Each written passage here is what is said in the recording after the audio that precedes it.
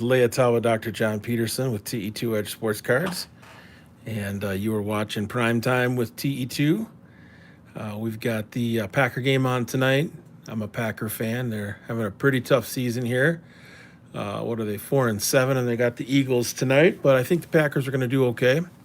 Hopefully, they can keep it close. Rodgers is the key. Obviously, he's got the banged up right thumb on his throwing hand, so that's going to be a little bit problematic. What else? Been looking for some Cyber Monday, Black Friday type deals. Definitely have made some purchases over the last few days. Just got into two cases of 2002 Fleer Ultra WNBA. 12 cases, 12 box per case, 24 packs in a box, 8 cards per pack, 120 cards in the checklist, and the Sue Bird rookie card is one of them. So I've always been a fan of the WNBA. Feel like they've been under supported over the years, and wanted to lend some support to the WNBA, and picked those up through Steel City. Also picked up 4 boxes of 1983 Fleer baseball wax. They had those at a really nice price. I got them for $275 a piece, and typically those are anywhere from $350 to $400 a box. BBC is currently selling them for about 350, 360. So 275 is really nice. It's a pretty good price. They had them on sale. I think they had them listed normally for 310. So picked up 4 boxes of that. I'm in the mix for 8 vending cases of 83 Topps baseball, but waiting to hear back on that with BBCE.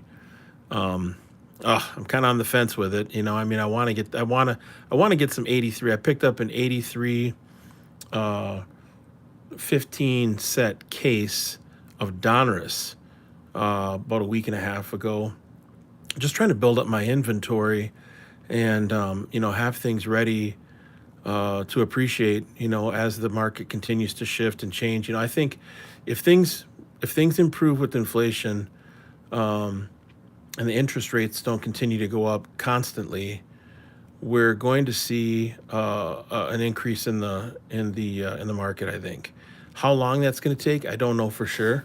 No one does, but I'm thinking personally, I think it's going to be sooner rather than later. Unemployment is very low. People are working. I think where it really gets nasty is when unemployment goes high and people don't have jobs. But otherwise, I think other than inflation, the econ and inflation really is more about the money that was pumped into the economy because of the pandemic. And they printed trillions of dollars. That was one of the first things they did. So anyway, Jalen Hurts is running wild on the Packers right now. So I've got the volume turned down. I might turn it up a little bit, at least while I'm on here by myself, so I can at least hear the game a little bit.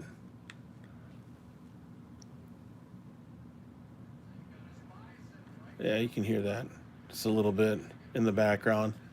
So tonight, I've got cases coming in. I've got new product coming in. I've got to find space for it. So I figured I'd get into a rack case, so a 3 box rack case of 1990 Topps baseball.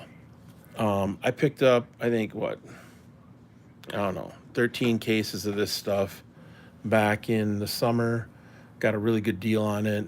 I mean, it was maybe $150 a case at the most. Um, all the cases were clean. Cards are coming out clean. And so what I thought I'd do is just to make a little space for some of this new stuff that's coming in because of Cyber Monday and Black Friday. I thought I'd uh, plow through a rack case of the 90 Topps. Now, of course, 90 Topps has the Ken Griffey Jr. Rookie Cup card. It's his first, base issue of Topps. Super, super hard to find that card in Gem Mint.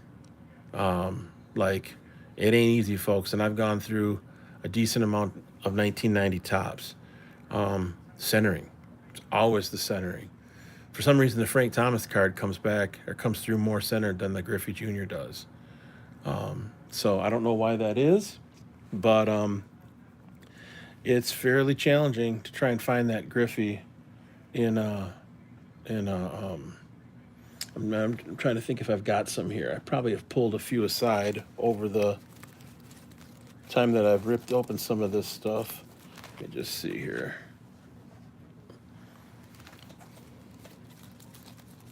Yeah. Here are a couple. There's one. I mean, that one's not too bad. That one's a little better, but the corner on that one, upper left.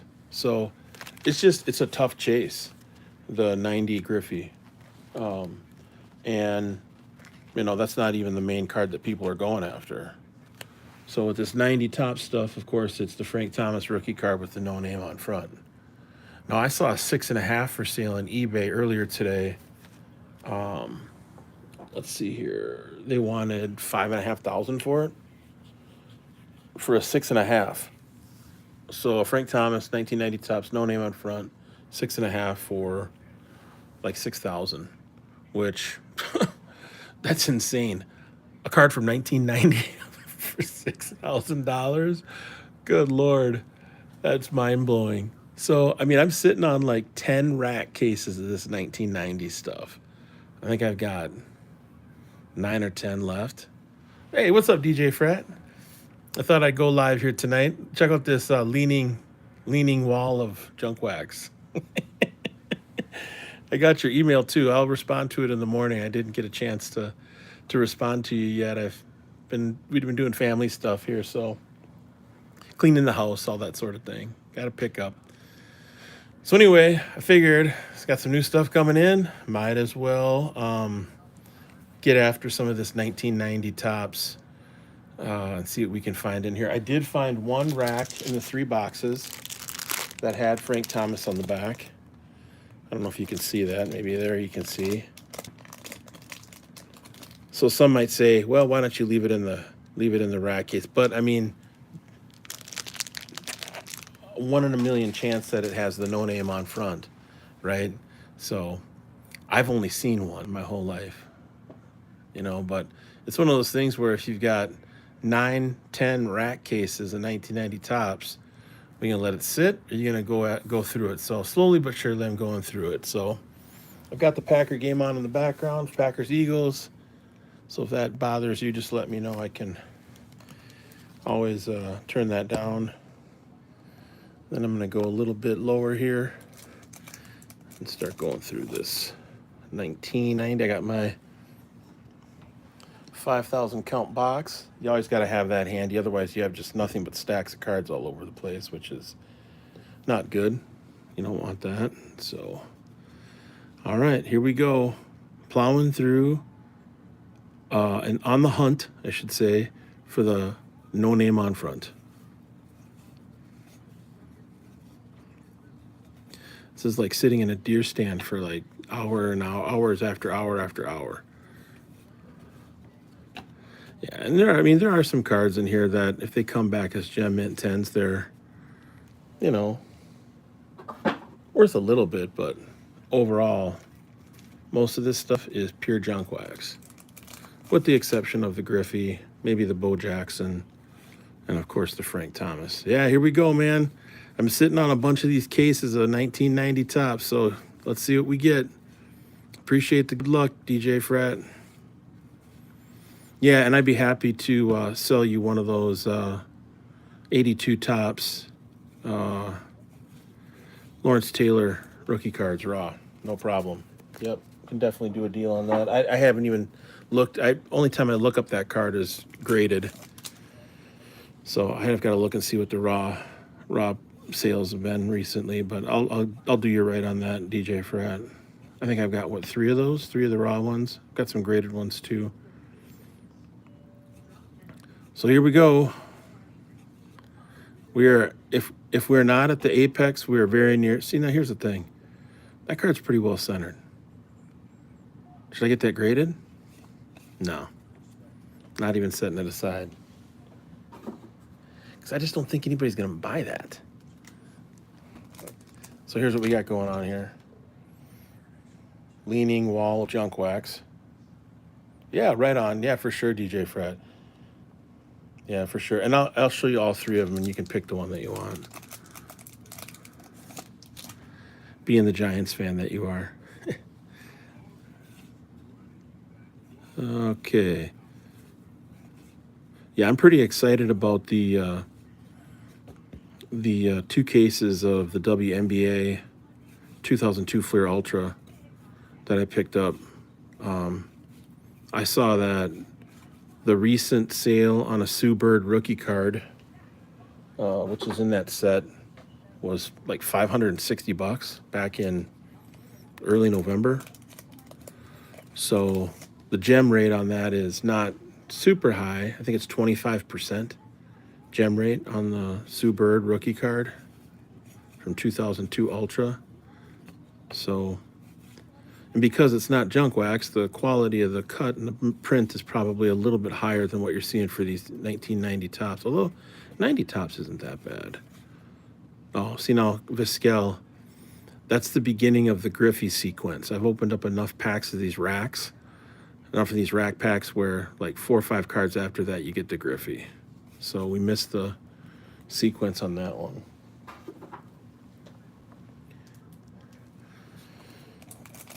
So I got the football game on, just going through, and I prep all these. It's just too much chaos trying to rip every rack pack on camera. I mean, it's awful for people to listen to. I can only imagine what it's like on your end to have to listen to that. So what I do is I cut all the racks into individual packs and then put them in a stack like this and slowly make my way through it. Now we're looking again for the Frank Thomas no name on front. So here's another McGuire. That's 2 McGuires. I guess I could set the McGuire. I should probably set the McGuires. It's Sue Bird, born in New York. Oh, really? Man, she just retired recently, I think last year. A 20-year career? It's insane. I think she's got to be maybe the greatest WNBA player of all time. And her, there are very, like, the PSA 10s are really hard to find. Like, if you go online right now and look on eBay and search for Sue Bird, search for 2002 Ultra WNBA Sue Bird PSA 10, good luck. 'Cause I don't think you're going to find anything on there.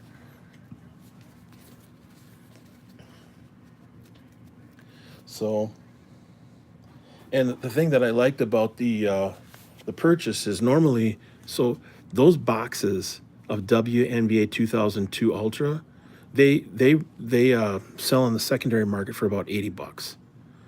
So there's 12 boxes in the case, and I got the case for $1,000.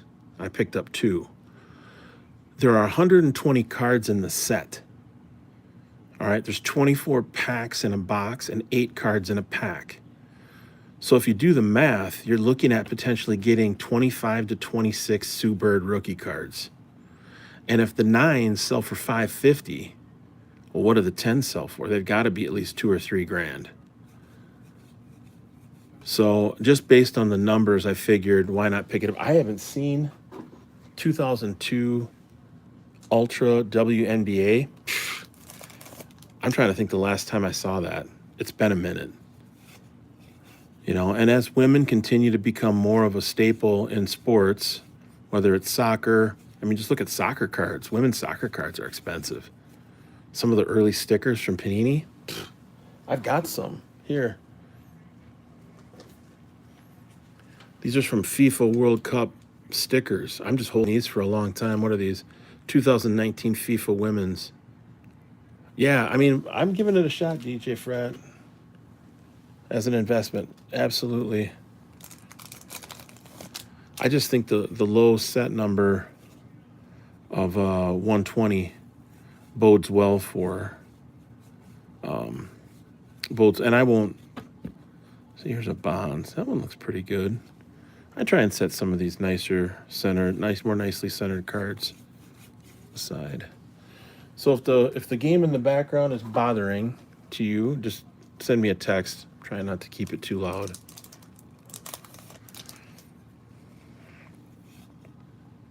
So for those that are just jumping on, welcome. I appreciate you checking this out. There's the Ripken, so that's off-centered. I was just telling folks I've got a bunch of cases of 90 tops rack cases, so I've got the new stuff coming in, so I figured I would open up a case and go through it live here while I watch the game, listen to the game.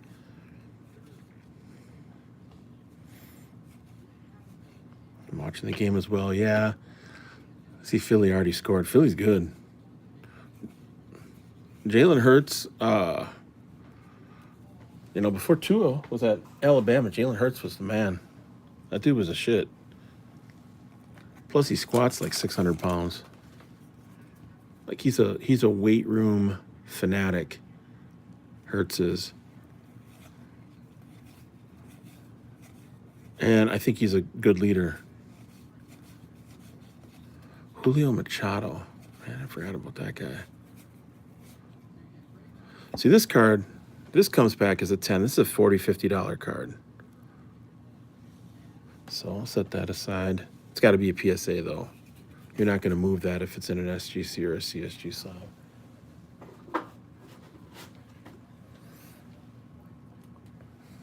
I watched a really cool video today, YouTube video content. I can't oh man, look at this. This could be a terrible blowout. But that's the way it goes. Packers have been good the last couple, 2-3 years, so got to have a down year once. Hey, when you lose Devontae Adams, I mean, what do you expect?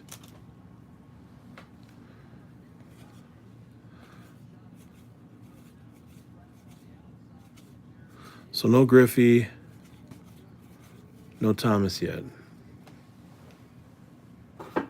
I'm just putting these right into the 5,000 count box.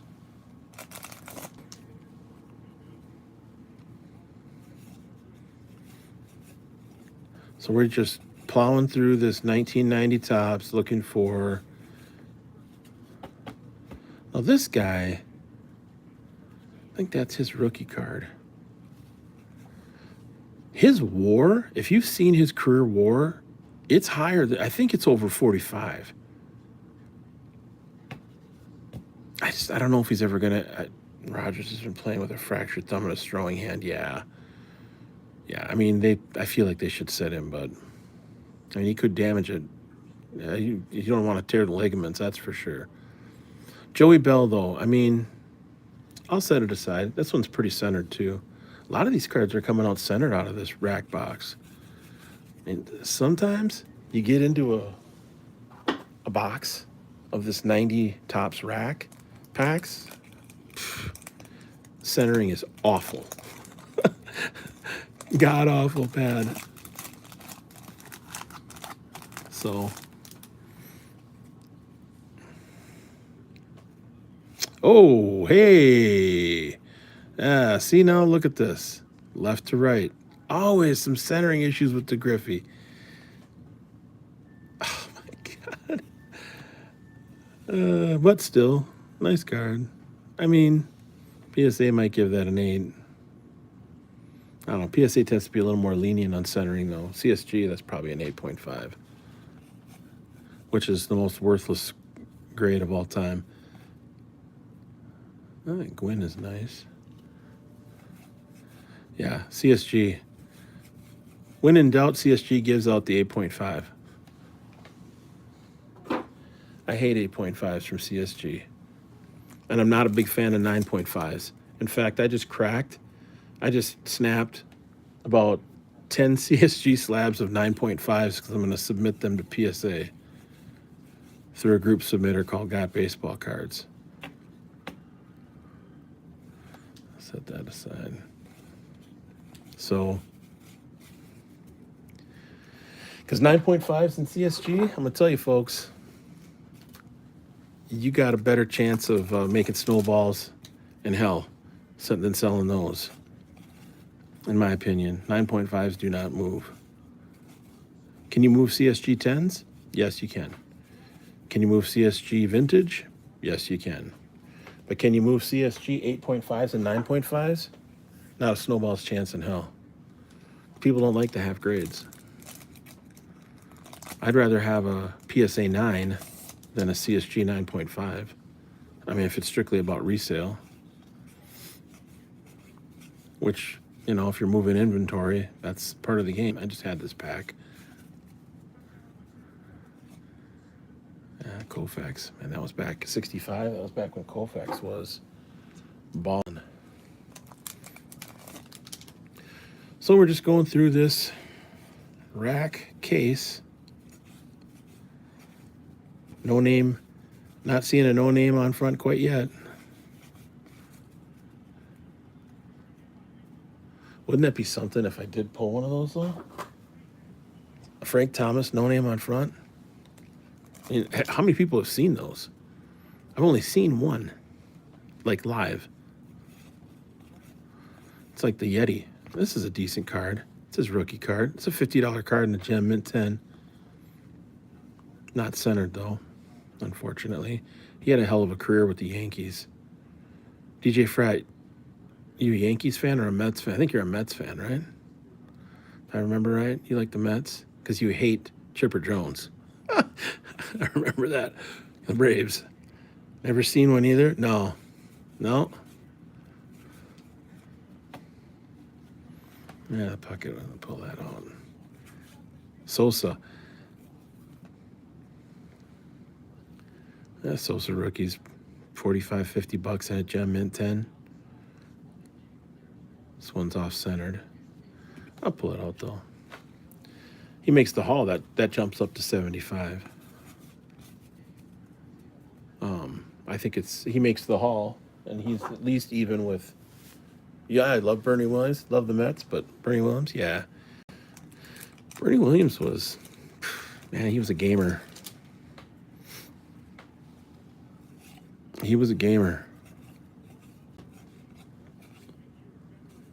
We got some off-centered ones in here now. There's a Puckett.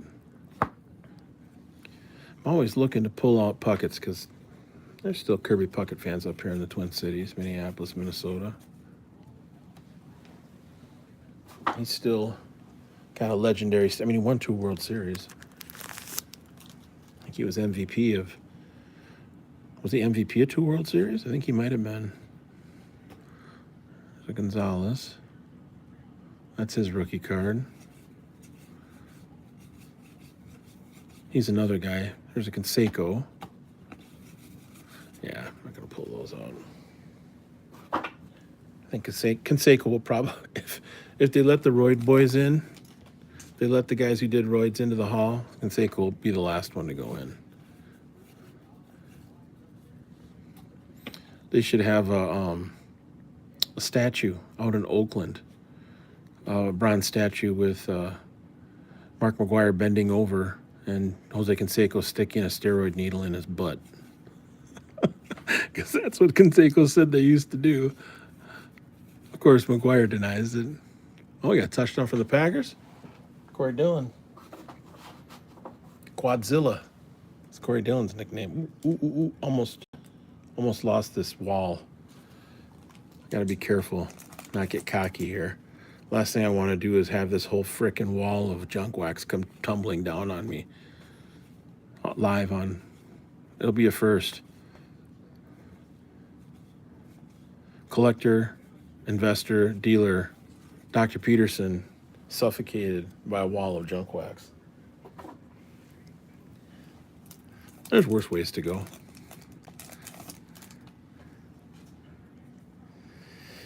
All right. Dion. I think this guy's got I think this card can still do some stuff. Not so much because he had a great baseball career. Obviously, he was Hall of Fame football player. But he's still relevant. What he's doing at Jackson State right now with his kid as the quarterback is pretty impressive. I think he's going to be the next head coach at Florida State. So when Florida State gets rid of their current coach, he's going to be the next coach. So keep an eye on his cards, actually. He's just, And he still does commercials. TE2 obituary man dies in avalanche of junk wax. Yeah, it'd be funny. I mean, it wouldn't be funny to die, but it'd be funny if the obituary said death by junk wax. Cause of death? Junk wax. Give me a hell yeah if you are cool with cause of death being junk wax. Oh my God. Classic. Hey, Frank Thomas. The only problem? The name's on the front. Name's on the front. But it's all right. So you got to remember, you see Kyle Abbott? Frank Thomas is close by, right after Greenwell. All right. So we got one Frank Thomas. Fortunately, however, the name was on the front. God dang it. Wouldn't it be something if we pulled the no name on front on camera live? What's that PSA 10 even sell for, the no name on front? I haven't even seen a recent PSA sale. 60,000, 70,000?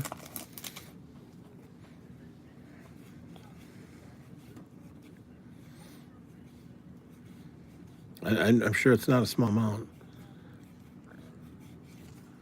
I am sure it's not a small amount, folks. So if you didn't get a chance, check out the video from Wednesday night, 100 grand. Oh, Colorado offered Deanna a coaching job. So first of all, Bobo Done Milking, great to see you on here, man. Always appreciate you. 100 grand for a no name on front? Holy snot. Holy snot. I'm sitting on like 10 cases of this stuff. 10 rack cases. Well, it looks like I got my work cut out for me. And I have to go through all of it, I suppose. Have to get some 5,000 count boxes.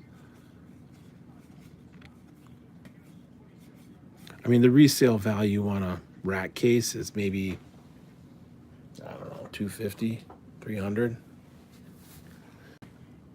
So, I mean, it's a decent amount, but the thing is, you can find it pretty much anywhere. And so it's not like it's hard to find. 90 tops, in my opinion. You can find it on eBay.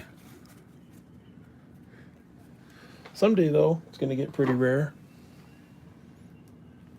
That's the thing about junk wax, is that junk wax gets rarer and rarer by the day. There's a Bo Jackson. I got one of these graded. It's a cool card. Glossy, all-star.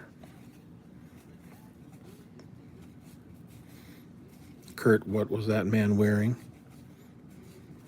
Crime Dog. 7 people on the live feed. That's pretty good. Oh, there's a Puckett.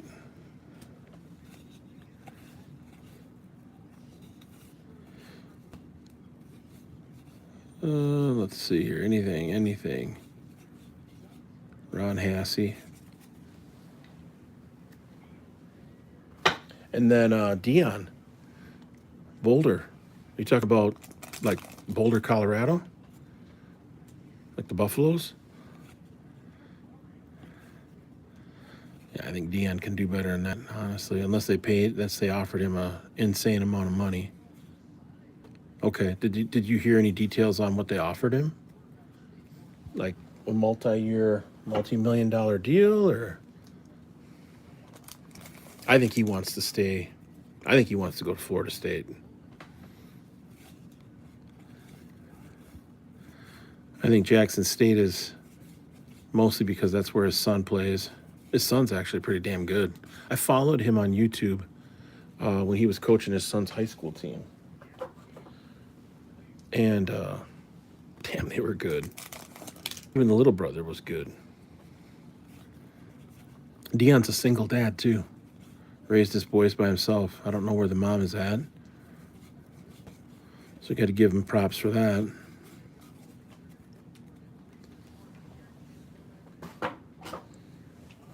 Did not hear an offer. Okay. Well, power to him. I've always liked Dion. Some people didn't like him. I liked him from the beginning. Oh, yeah, Bobo done milking. Got my PSA order back on my cracking CSG 9 and 9.5 slabs. Got PSA 10 on 2, and I lost it. The god dang chats on this phone only stay up for like 5 seconds. So Bobo done milking, you snapped some 9.5s and submitted them, and you got 10s on 2 of them? That's fantastic. I just snapped. Let's see here, where's that stuff? I think it's in the back.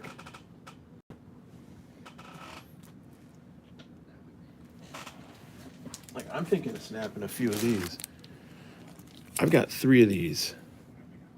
2 in Gem Mint 10s and 1 in a pristine 10. I'm going to snap this one out, send it in, see if I get a 10 on it, PSA. I've got 2 of these. I'm going to snap one out, see if I get a 9. But I'm going to sub it with Got Baseball cards so they can screen it. Thinking about snapping this one, seeing if this is a 9. A jump from an 8.5 to a 9 is significant with that card. Same thing with this. I think the centering on this killed this card with CSG. CSG is way harder on centering than PSA is, especially on the back. So let's see if I can get a 9 out of that. I know this isn't a super popular card, but it's not the refractor. But I'd love to get that in a 10 rather than a 9.5. I mean, the half grades are worthless. I love CSG. You know, I'm not anti any grading company. But these half grades, they freaking kill me. 7 and 8. Yeah, I'm not going to do any. Yeah, I know. PSA is just killer on vintage right now. And I think part of the reason that I've heard is that they don't have enough staff to, so I'm going to snap that. I've got quite a few of those, so see if I can get a 9 on that. They've got, they don't have enough staff to do vintage. So that's why vintage is for some people taking longer. I don't know if vintage took longer for you, if you submitted them all together. Yeah, I'll be surprised if that comes back as anything other than a 9. These 4 I'm really interested in. So this card in a 9 is like a $500 card. So 8.5 doesn't do me anything. No one's going to buy this in a CSG slab in 8.5. But if any one of these come back as a PSA 9, particularly the Peyton,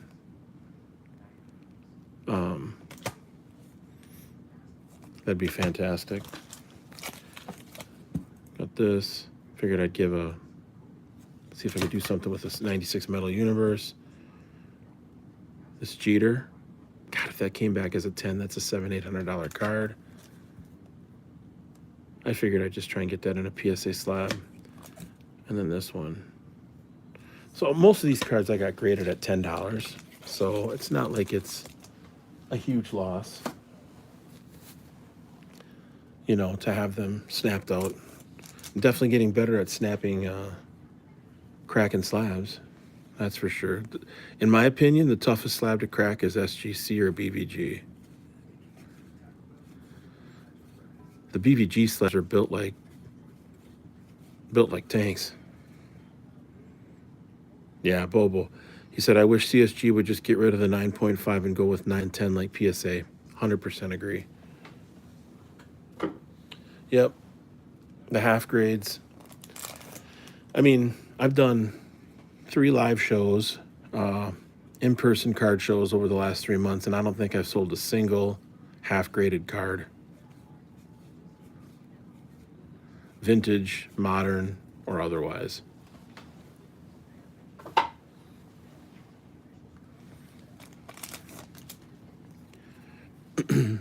So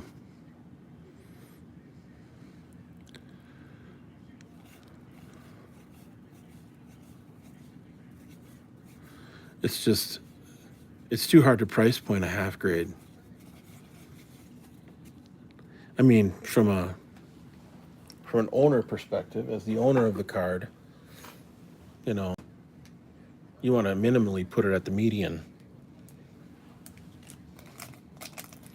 You know, if it's $1,000 as a Gem Mint 10 and 500 as a PSA 9, or 500 as a 9.5, you want to put it at 750. But that's not what people are typically going to pay, in my experience.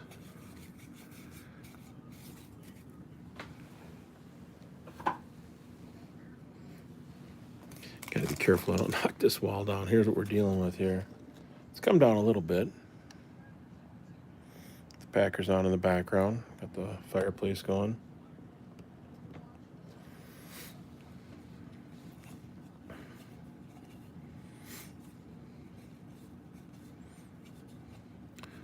So 7-13. Yeah, Philly's defense is pretty solid.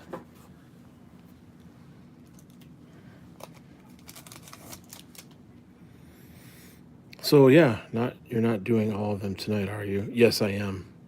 Yep. Yep. I am. I guess I could do some of them tomorrow morning too, but I've got to get back into the swing of things with work tomorrow, and the nice long weekend has been a lot of fun. I did I broke a box of 82 Tops football on Wednesday night, and then did some junk wax marathon on Friday and Saturday. Oh my gosh, Watson. Yeah, Christian Watson, NDSU. He's got Randy Moss-like physical talent. I mean, he's a legit 4'3". He's about 6'3", 6'4". He's probably not as fast as Moss, but I mean, Moss was high 4.2s.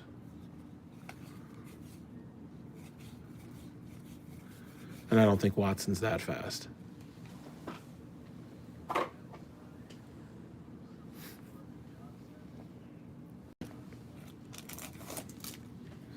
Got a pile of packages here, wrappers. It's another Joey Bell, otherwise known as Albert Bell.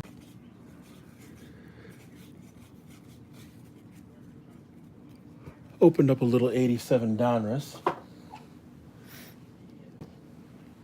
That was kind of fun.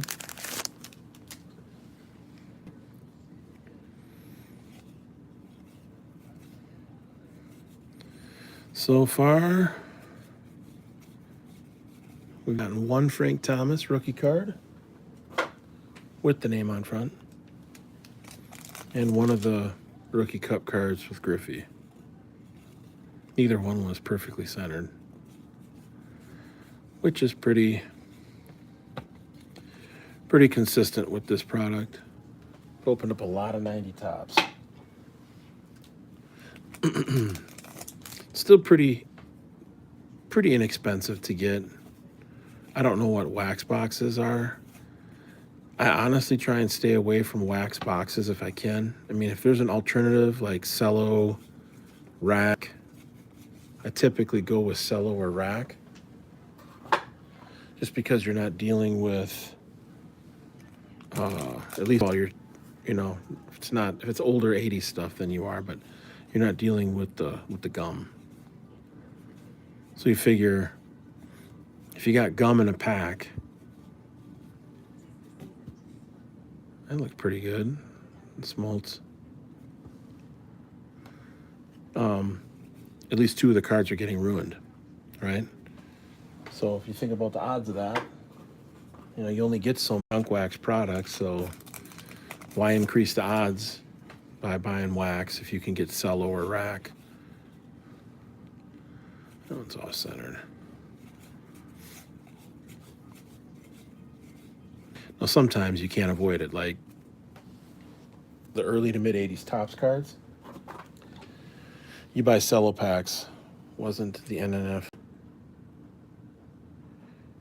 Wasn't the NN, no name on front of cello box distributed in the West, East Coast? That's a good question.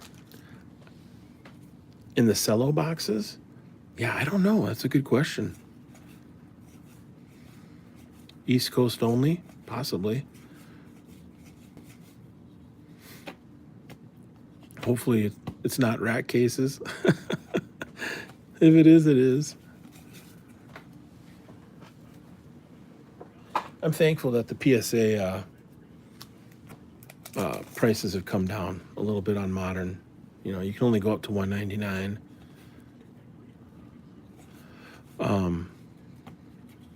But, you know, 19, 15, 22, whatever that right now, I think is much more reasonable than 30.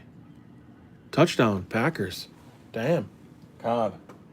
You know, Cobb's still a decent player. He was a quarterback in college. He played for Kentucky. Yeah, I love Randall Cobb. It's kind of like Donald Driver was back in the day to Brett Favre.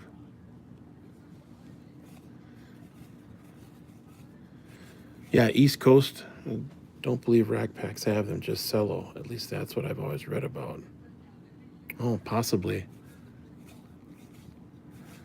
Yeah, maybe that's true. Just cello.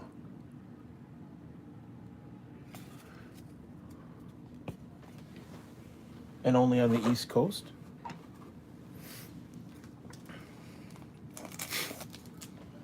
Well, if that's the case, then we're going to prove your theory, your hypothesis correct or incorrect here, because I'm going through this stuff tonight.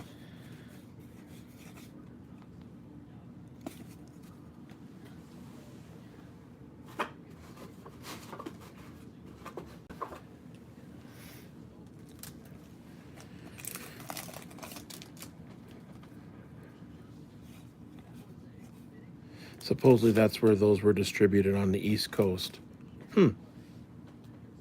Okay. Yeah, I had not heard that, but I guess I haven't done a ton of research on it either, so.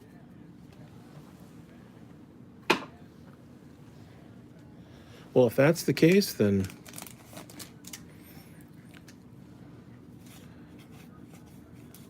you know, we'll have to just keep going here and see what happens.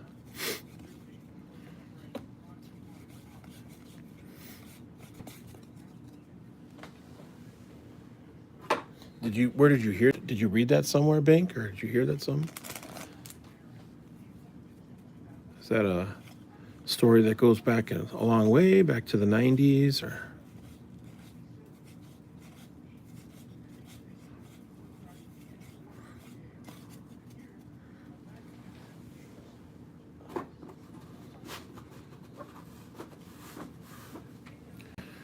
All right, we've got just about one row. I've gone through about 1,000 cards here. Goes back a long ways. Okay. Yeah, there's probably some truth to it. I had read that it was an anomaly with the sheets. When the sheets came out, like there were certain sheets that just, for whatever reason, and it wasn't just that card.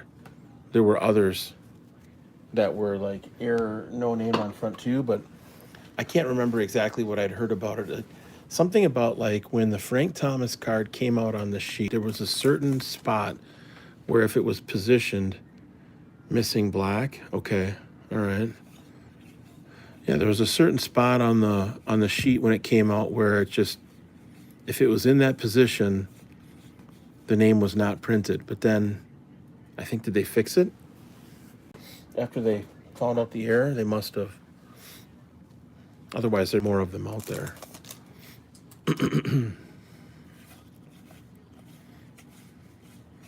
Well, now you've got me curious. I'll have to do some sleuthing on the internet and see if I can find more about that, about, you know, reference what you just said.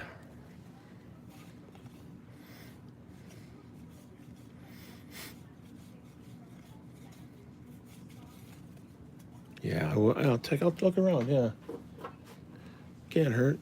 I mean, if that's the case, then you know I'll probably sit on some of those cases.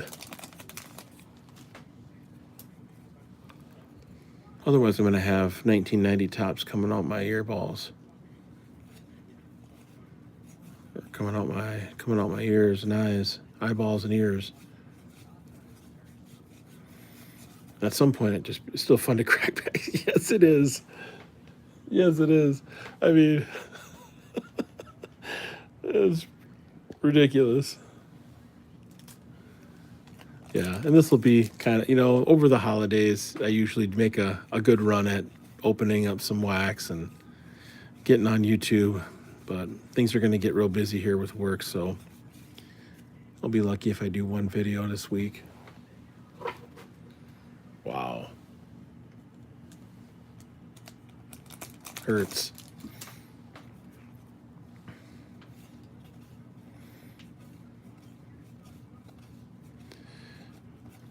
Carmelo Castillo.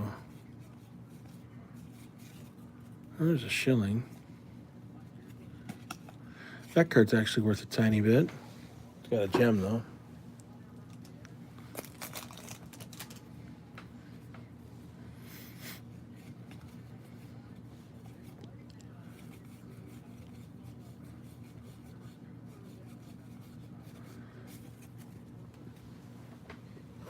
All right.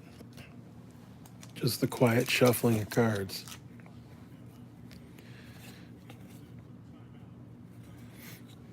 That card's actually in a Gem Mint 10, $50. I mean, like any of these cards in a Gem Mint 10 is $35 to $50. I mean, anyone that's halfway decent.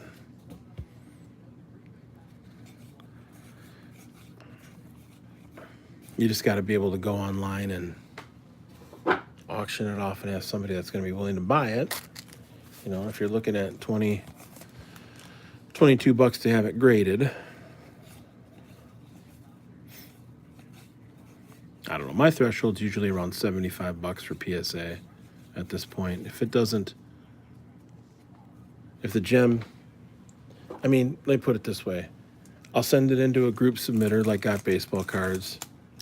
I'll tell them I'm looking to get a 9 or better because they can't obviously guarantee that you're going to get a 10. You can't screen for 10s. I mean, you can screen out, stuff that should not be graded, but you can't screen and say to a client, well, I just screened this and it's going to be a 10. I mean, you can guess that it might be, but so what I'll typically do is I'll look up the lowest grade. Here's a Walker. This card's a decent card. It's his rookie card.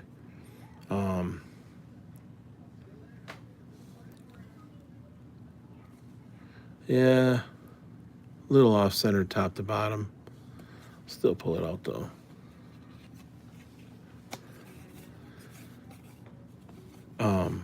But you look at the lowest grade. I mean, you screen it yourself, obviously. I use a loop. Everybody's using a different type of loop, it seems like, but this is the one I picked out. Works pretty good. All right, magnifies. So I usually eyeball it. Then if it's a vintage card, I'll put it under the loop. But I like to send it into a group submitter that's going to screen the cards for you. Kind of takes the guesswork out of it. Plus, big group submitters like Got Baseball Cards, they've got, thousands of cards a month that they send into PSA. And so they've got it down probably to a science, I would bet, where PSA just, knows that if it's an order from Got Baseball Cards, the chances are that the cards have been screened properly. And, they don't, card 454, Jeff King, yellow and black, only back. Jeff King. Did I just pass one up? I don't even know. No white on the back. I'm not familiar with that. So I'm looking for Jeff King. Hopefully I don't have to go back and look through all the 1,000 cards I've already gone through. Jeff King. Okay. I'll look for Jeff King. I suppose I could go back and look for him. What's that? Just one to look for. Okay, cool. Yeah, I'll look for that. Do you know what the value is on that Jeff King card? The error card? I can look it up too, Bank. You don't have to look it up.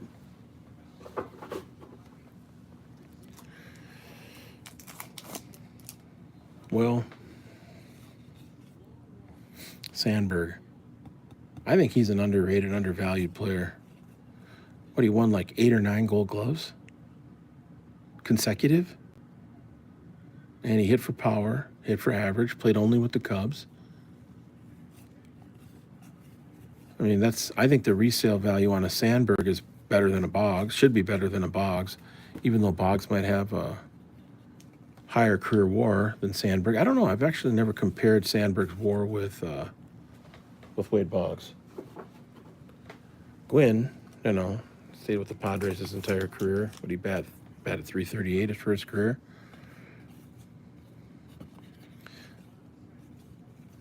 Gene Harris, Kurt Schilling, Surov. So Jeff King. I mean, I've seen that card. I mean, I'm familiar with it.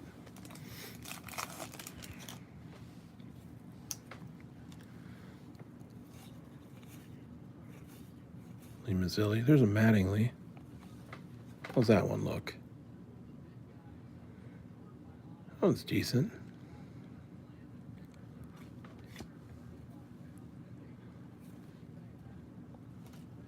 Looks pretty good on the back. A little bit left to right, but overall, not bad. Put it in the stack, the set-aside stack.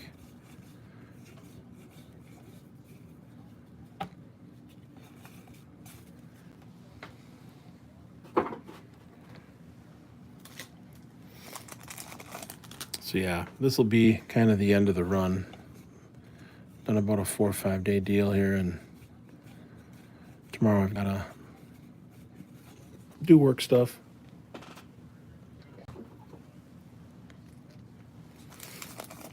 Now we're plowing away here, though. Al Newman.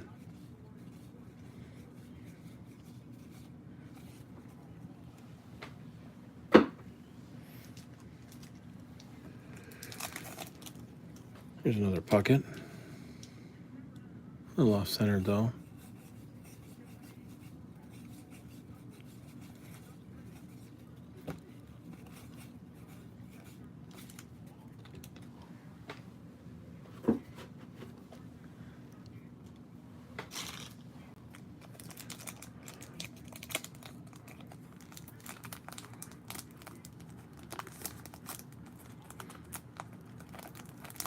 "15 straight games that Rogers hasn't thrown for 300 yards? Wow.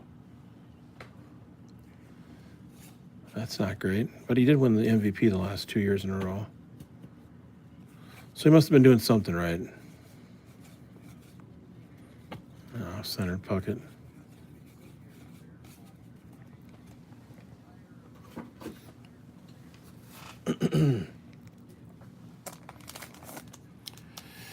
All right. Keep going here.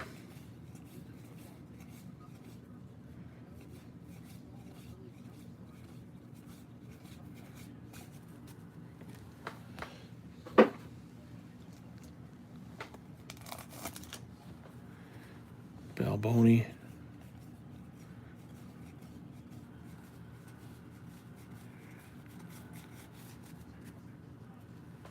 Yeah, Packers can run the football. That's one thing they do pretty well. They've got Dillon and Jones.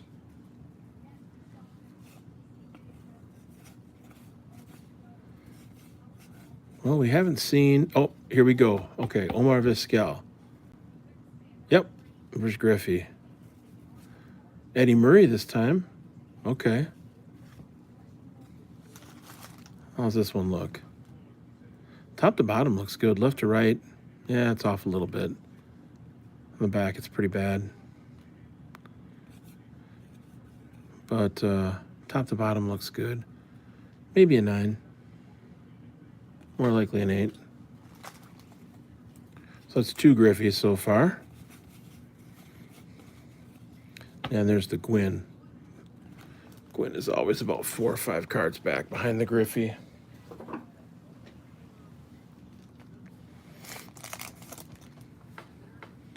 And the Griffey, I mean, a PSA 10.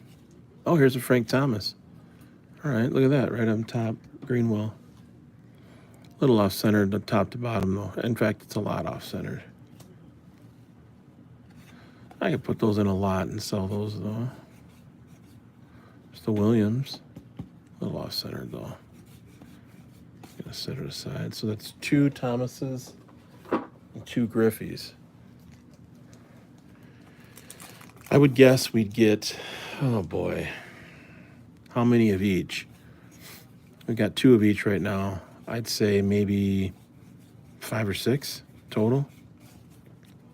With as much in an entire case. So maybe 2 per box, 2 per rack box.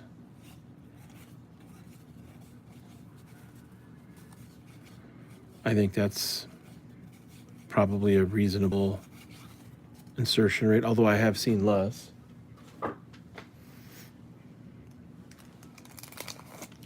So yeah, what do you like to rip for junk wax? I mean, 89 Donruss.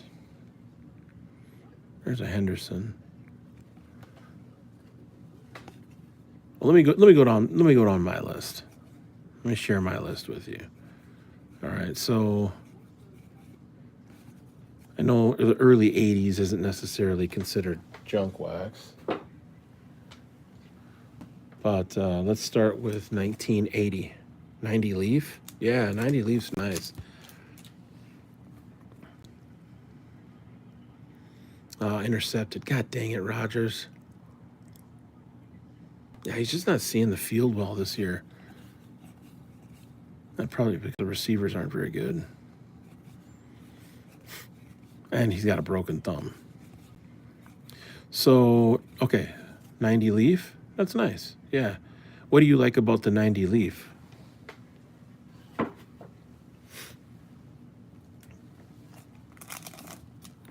What do you enjoy about that? I mean, first of all, the 90 Leaf was hard. That was hot. That was a hot product back in the day. It was the first, well, it's not the first Leaf cards, but the first set, that first set, 87 Donruss Leaf and stuff like that, but 86 Donruss Leaf. And Frank rookie, yeah. Yep, it's a beautiful card. There's a Walker. Yeah. Yeah, Larry Walker's in that set. The Griffey. That's one of my all-time favorite Griffies, is that. Yeah, both series pretty loaded. Yeah, no doubt. No doubt. I think the quality control on that Leaf product from 90 was pretty solid. I mean, you've got a pretty decent chance of pulling some cards that grade out pretty well comparative to 90 Donruss, 90 Topps, 90 Fleer. So, yeah, 90 Leaf is real nice.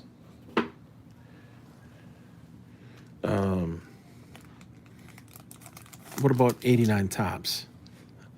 Donruss or Fleer?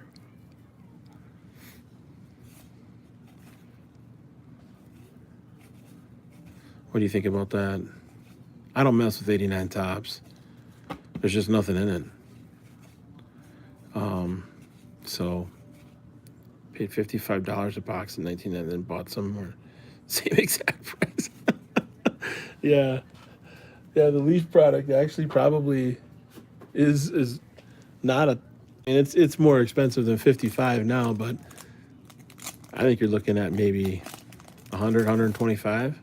89 Fleer, yeah. I like 89 Fleer too. The chipping is a bit of an issue with the 89 Fleer. Yeah, it leaves a little more now, for sure. Yeah, I love that 89 Fleer look. It's just the goddamn chipping on the back. It seems like the Fleer, over the years, Fleer's had issues with chipping. Just with their card stock. I don't know why that is, especially on the top.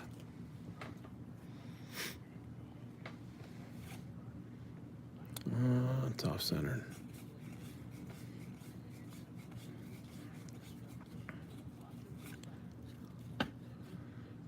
And Nolan Ryan. Good old Nolan Ryan cards. There's another Walker. Wow. That's 3 Walker. That one looks pretty sweet. That one's solid. All right, I'm going to take a tiny little cleanup break here. Excuse the crinkling.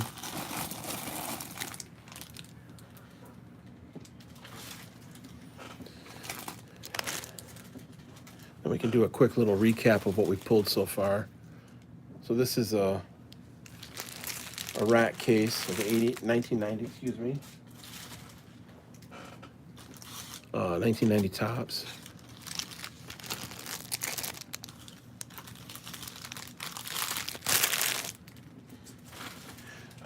One of the tough parts about this late 80s junk wax is that Clemens, Bonds, McGuire, Sosa, none of those guys are in the Hall. You know, these are some of the best players of that era. Well, frankly, some of the best players from any era, when you really want to think about their stats. I mean, look at Clemens' stats. Now, of course, yeah, he did do roids, so you can say that he extended his career significantly because of the steroids, and same for Bonds. You know, while Griffey's body was breaking down, Bonds' head was getting ginormous, and as were his arms. But I think that really hurts the value of this late 80s, early 90s junk wax. I mean, if those guys are all in the Hall of Fame, you're going to see the value of these cards go up. And that's why, you know, I think junk wax from the late 80s, early 90s is a halfway decent speculation, because those guys still could get in the Hall. Yeah, I put the steroid guys in. That's just me, though. Yeah, well, I mean, there's a lot of unsavory characters in the Hall of Fame already. Ty Cobb's one of them. I'm not here to judge Ty Cobb, but, you know, he was not a very nice person from all accounts. So, you know, and you could say that about tons of players. And the league knew they were doing steroids. I mean, the commissioner knew. You know, after the strike in 94, wasn't it the strike in 94? After that strike season, baseball, in terms of popularity, like, dropped. It dipped. So, I don't know. I think they should be in. But if they get in, you're going to see the value of their cards go up. Even for this junk wax. Oh, shit. Oops. Disaster struck. Sorry about that, guys. Happens from time to time. Got to roll with the punches here when you're watching TE2, I tell you what.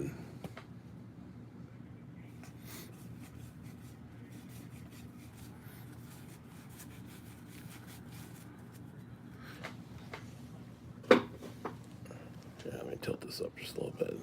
It's probably the reason why it flipped over.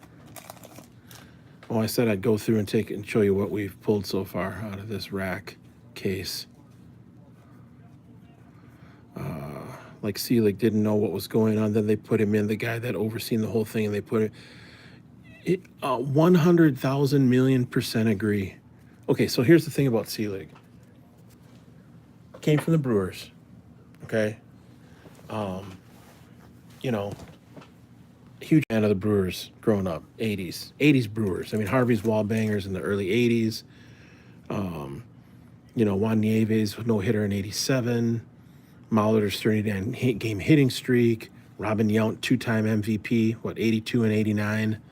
I mean, I'm a huge Brewers fan. I know tons of Brewers. And Bud Selig was, you know, he was central to that.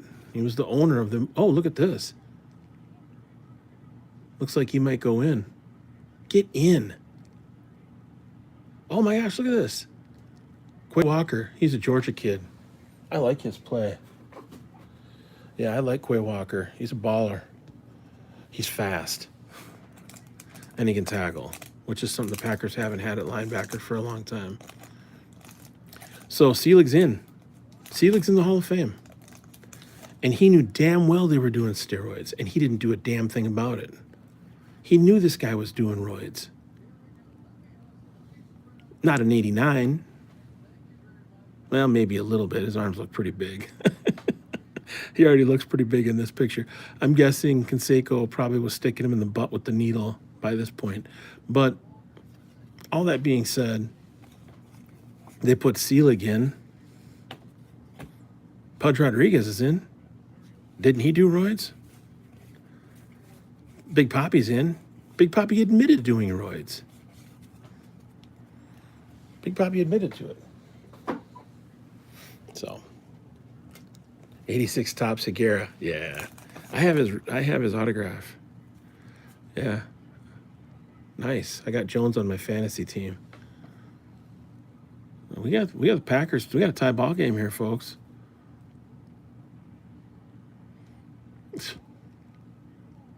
Holding on Jenkins. God dang it, Jenkins. He's a nice player, too. That's too bad. We'll probably get a field goal out of this now. So, anyway, I don't need to go on a diatribe about... I think it's going to be critical this year with this current vote. We'll see where they stand. Particularly Clemens and Bonds. I mean, Clemens and Bonds are all-time greats. I mean, Bonds' career WAR, isn't it like almost 150? I can't remember off the top of my head. Bonds has one of the highest career WARs in the history of the game. Got the most home runs. Whether you want to put an asterisk next to his name or not. I don't know. Big Frank is on the committee and he despises the steroid guys. Yeah. Yeah, that makes sense.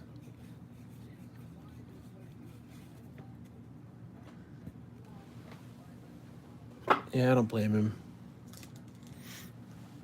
I don't think they make it this year. No, I don't think so either. Nope.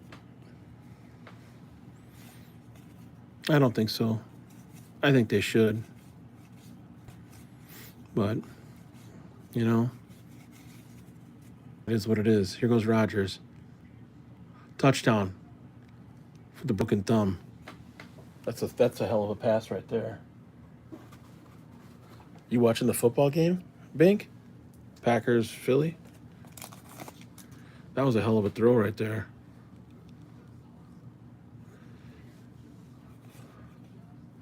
Yeah, Rodgers. I mean, he's got a broken thumb. Yeah. Crucky. Cruck.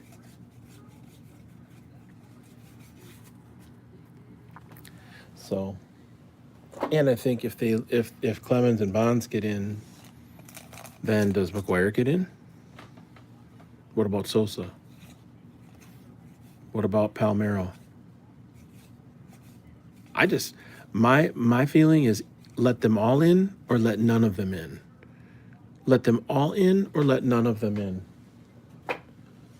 They've already let known steroid users and the commissioner of the league who knew that steroids were being used, they've already let some of those guys in. So why them and not Bonds and Clemens? Why them and not McGuire and Sosa? Why them and not Palmeiro? What's so special about them? They get in and the others do not. Can somebody explain that to me? I think Bagwell and Piazza Oh, Bagwell, look at his cards. Absolutely. Look at his 91 top Stadium Club card. And then look at his, like, 96, like, Metal Universe. Looks like the guy had, went to about 5 consecutive Thanksgiving dinners. He looks huge. Bagwell. Bagwell couldn't hold Bobby or Barry Bonds' jockstrap. And Bagwell's a nice player. He wasn't anything like Barry Bonds. Shit, Bonds had 3 MVPs before he started doing roids. He went back-to-back-to-back MVPs in the early 90s. I mean, I'm not trying to convince any of you guys on here. I'm just saying, I mean, and he won 7 MVPs. Bonds did. And he's not in the Hall?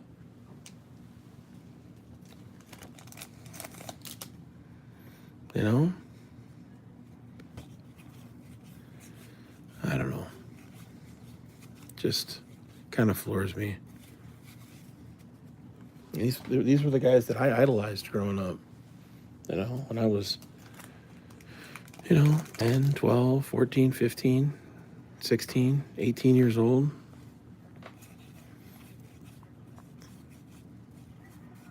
And that's not to say that I don't like the old timers. I love the old timers.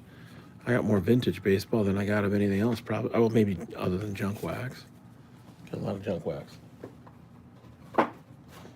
Working on my 5,000 count box collection of junk wax. Someday somebody's going to have to go through this junk wax and be like, oh my God, it's all junk wax. Randy. I'll set that aside. Sometimes it's nice. There's a Bonds.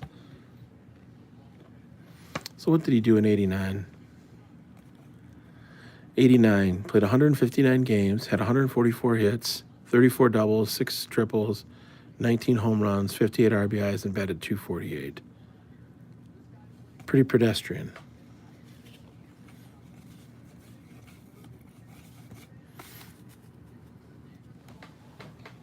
Yeah, the question is, when did he start doing roids? Like the cream and the clear. The cream and the clear. This guy, he should be in the Hall of Fame. Did he also do roids? Probably.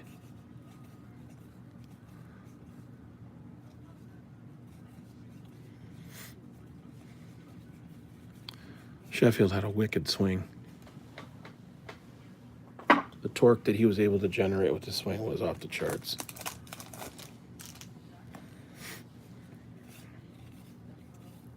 There's another Bonds.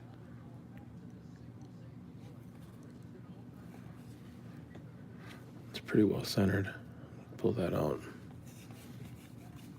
I'm trying to think if I've seen a Jeff King so far. I've kind of lost track.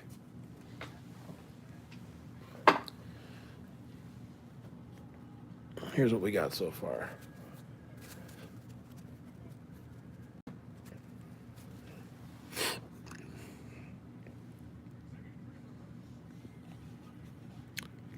Oops. Drop these two. All right, let's try again. Bonds, Johnson, Sandberg.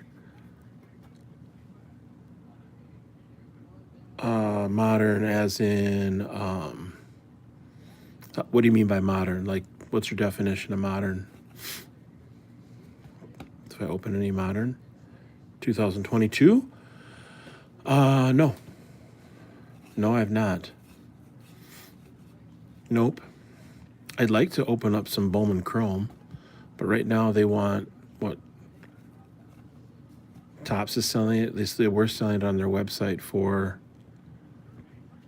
$270, $260, $270.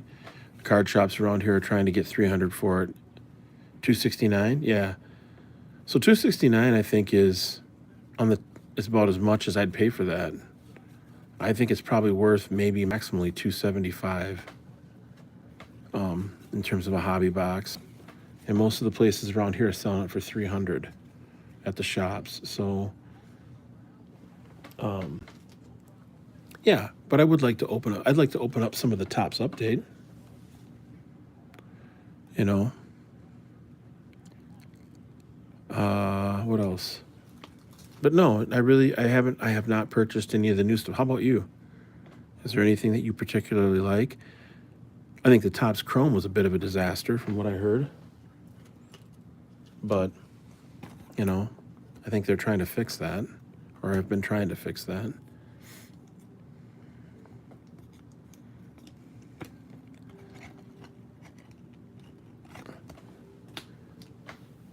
Have you bought any 2022? Ripped any of that stuff?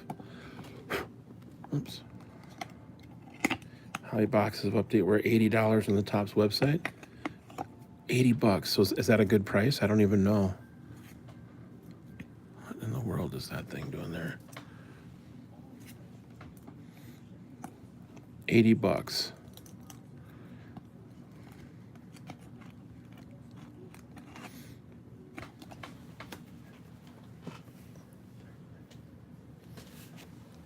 I think what's the big card for the Bowman Chrome? Jackson Chourio, the Brewers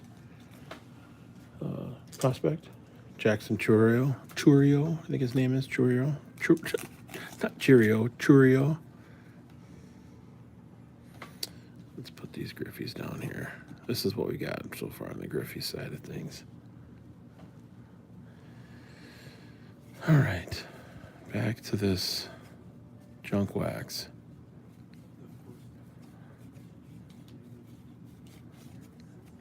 Yeah, I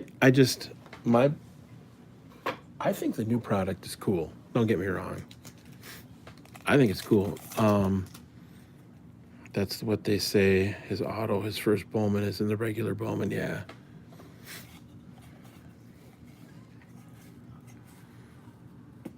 Yeah, he's the big chase, I think, from what I've heard. And there's some other guys too.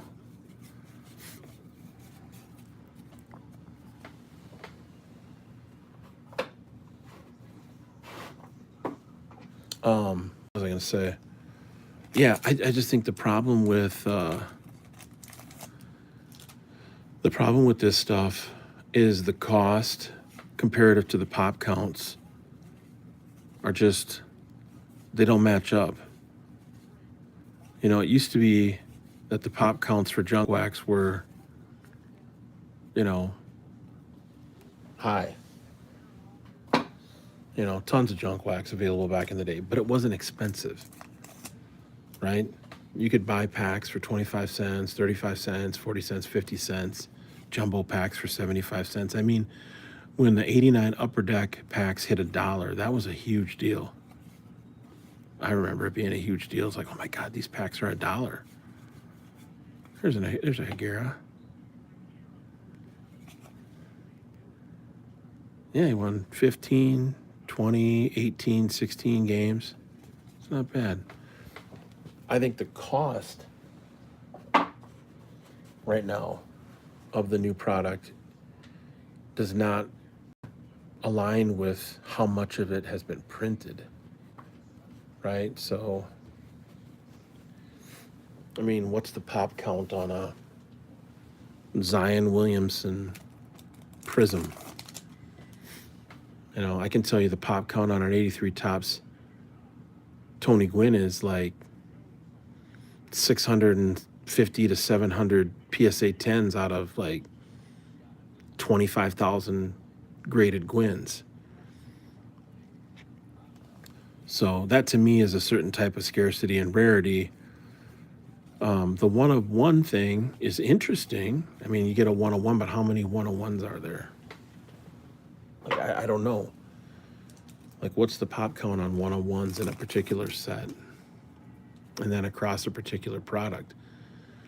You know, so like if you got all the Topps cards, well, Rogers just got sacked. If you pull out all the Topps cards that Topps makes out of every set, man, I've gotten a lot of this guy, Roger Selked. Wish that was Griffey. Good God. I think I've pulled about 7 of those so far. It's just, what's the iconic card? I mean, this is the iconic Topps Griffey Jr. rookie card. Undoubtedly. There's the 89 Donruss. And the 80, I don't have an 89 Flair sitting here.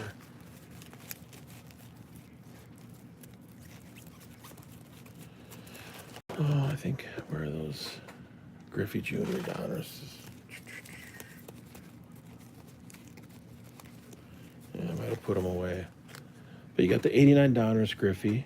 You got the 89 Upper Deck Griffey. You got the 89 Topps Griffey update. And then you got the 89 Fleer. And then for 90, you've got the 1990 Rookie Cup Topps card, which, you know, is totally recognizable. But like what's the iconic Luka Doncic rookie card? This has got some stuff on it. It's too bad. Rodgers sacked again. They're putting pressure on him. Smart. Gagney, Gene Larkin. So yeah, I just don't know how to. I have a hard time collecting. What's the iconic 91 card? Which brand? Topps?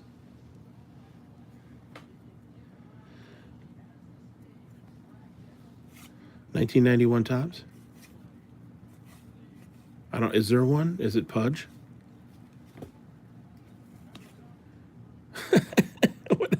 Right, exactly.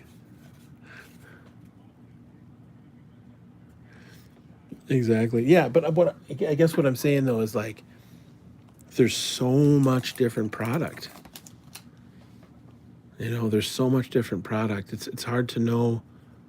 One, I don't know. That's why I'm asking you. 91 Topps.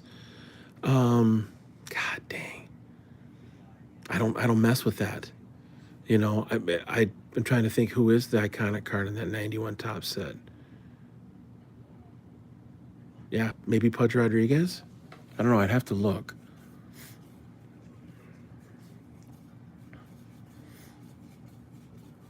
Yeah, I can look. Let me just take a sec. Give me a second here. Wade through these. I suppose Desert Shield. Oh, Chipper Jones. Is he 91 Topps? Yeah, the Desert Shield cards are pretty iconic. Yeah, let me look.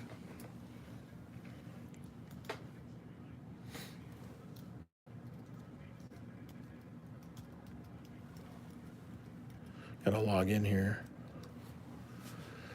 All right, so 1991.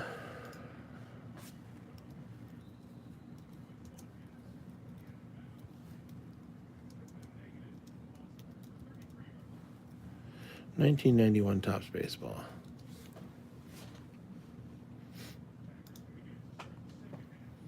Yeah, so Chipper Jones. Yeah, Chipper Jones. And then, yeah, that's pretty much it. The Chipper Jones is the big card. Frank Thomas. And then there's a Griffey, but I guess my point is, maybe I'm not trying to argue with you, Bang. I'm just saying, my point is, so that is the iconic Chipper Jones Topps rookie card, or the Desert Shield. Chipper Jones 91 Topps. Today, what is the iconic Jackson Chourio card? Is it going to be the Bowman? I suppose. Maybe that is the big card for him. Yeah, don't know. I don't know how many, like, are there parallels of the Jackson Chourio 22 Topps or Bowman Chrome? I know there's an auto. I'm not sure if there's a relic or a patch. I don't know. I'd love to open up some of that. No argument at all. I guess I was just asking if every year has an iconic card. No, I don't think every year has an iconic card, but certain players have an iconic card. Yeah. So what makes a card iconic, right? Like, I'll give you an example. Let's see here.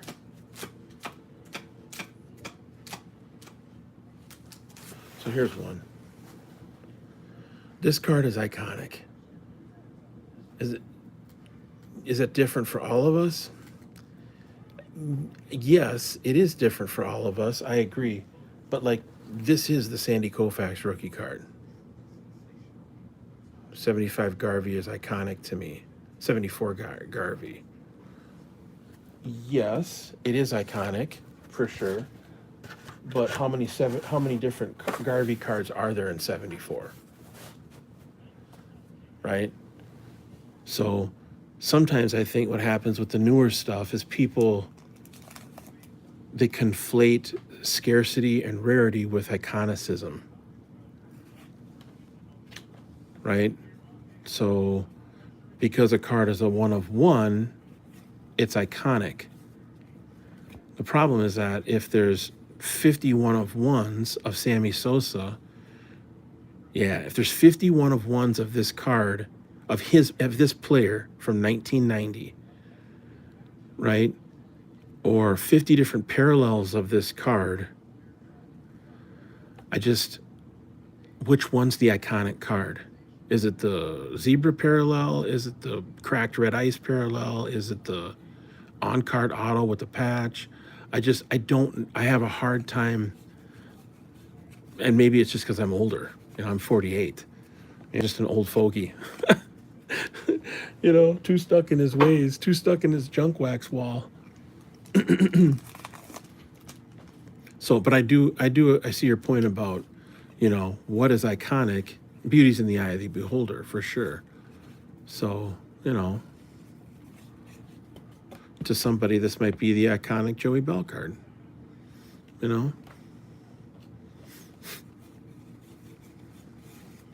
So I do like some of the new products, though. I opened up some 2013-14 Hoops basketball.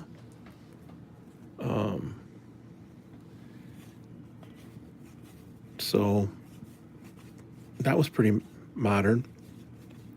I don't know if it constitutes ultra modern necessarily.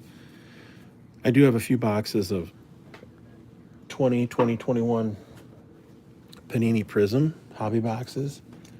And those have some LaMelos and hopefully LaMelos and Zions and not Zion. Iconic pass. I don't know if an iconic card past 2010 Yard Pro is probably the most recent card I would tag as iconic. Are you thinking of the Bowman, like the Bowman Chrome auto? I think it's Bowman Chrome auto. I'm sure there's more than one auto. I think I know which card you're talking about. The Trout card. Yeah, I'd say that's an iconic. Oh, the update. Yeah, I'd say that's an iconic card. Yeah. Yeah.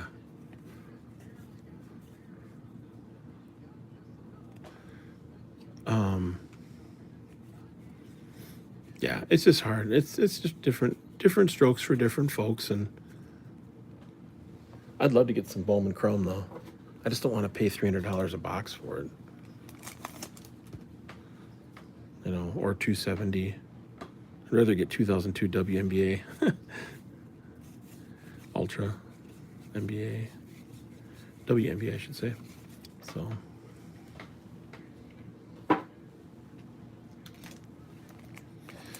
Wow. So we're almost into halftime here, and we're still going. And the value of that card probably pushed that into iconic. Are you talking about the Trout card? The Trout rookie? It's a cool card. I like how the mask is over the Astros name. That's cool. Yeah, the 10 update. Yeah, that card was in the hundreds of thousands, I think, if I'm not mistaken. If not million. Is it over 1 million?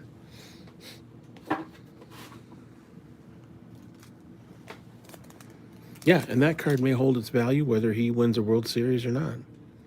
I mean, for some people, that card's so iconic that it doesn't even matter if he wins a World Series. You know, he's going to get in the Hall. He's the best player of this generation. And, you know, who cares if he didn't make the World Series?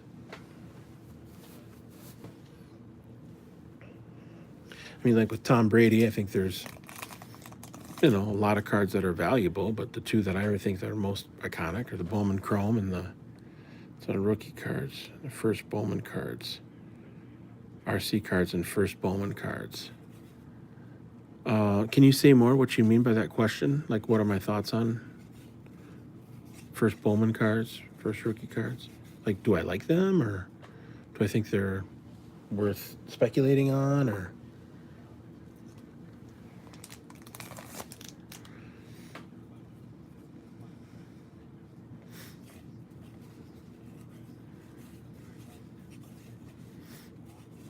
Can you say more? What you're asking?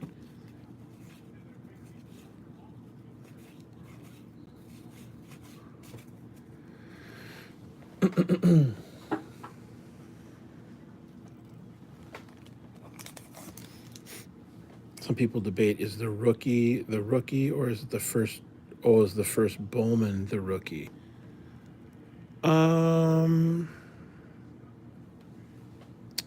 Well, that's a good question. So let me ask you a question. When you think of Albert Pujols, probably the best player, well, no, undoubtedly, well, he and Ichiro are the two best players from the last 20 years, let's just say. I mean, even if you don't agree, let's just agree that those are the two best players from the last 20 years, Pujols and Suzuki. When you think of their rookie cards, which cards immediately come to mind?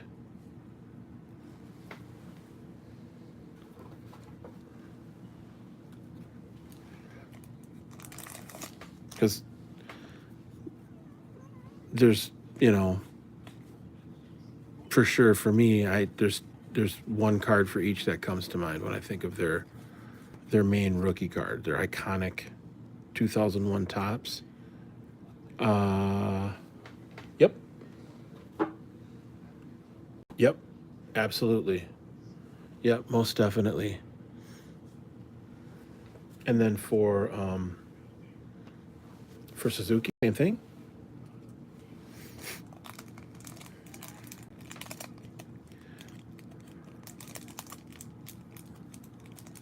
What do you think about for Ichiro?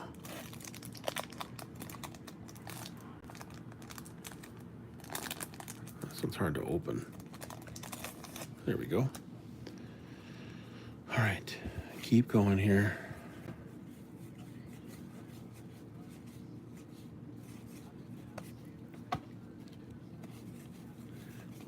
I think of three. Ichiro is in tops, Pujols is in traded. Yeah. Yep. So let me pause this for a second. This is a little grouping of cards that I want to send to PSA. It's not in there. It's different. Oh, they just scored again. Philly just scored on. That's what happens when you turn the ball over, though. Here we go. It's in this batch here. So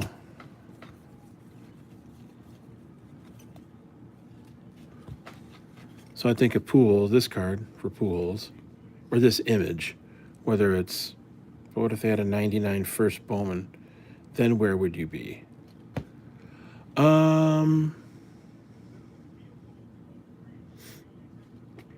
I'm trying to think of an example, and then there's the Ichiro. Sorry, the glare. So these two cards to me, and this card. But that's update. That's traded. That's update. And there's also the Pujols late edition. So first Bowman. So you're talking like late 90s, mid to late 90s?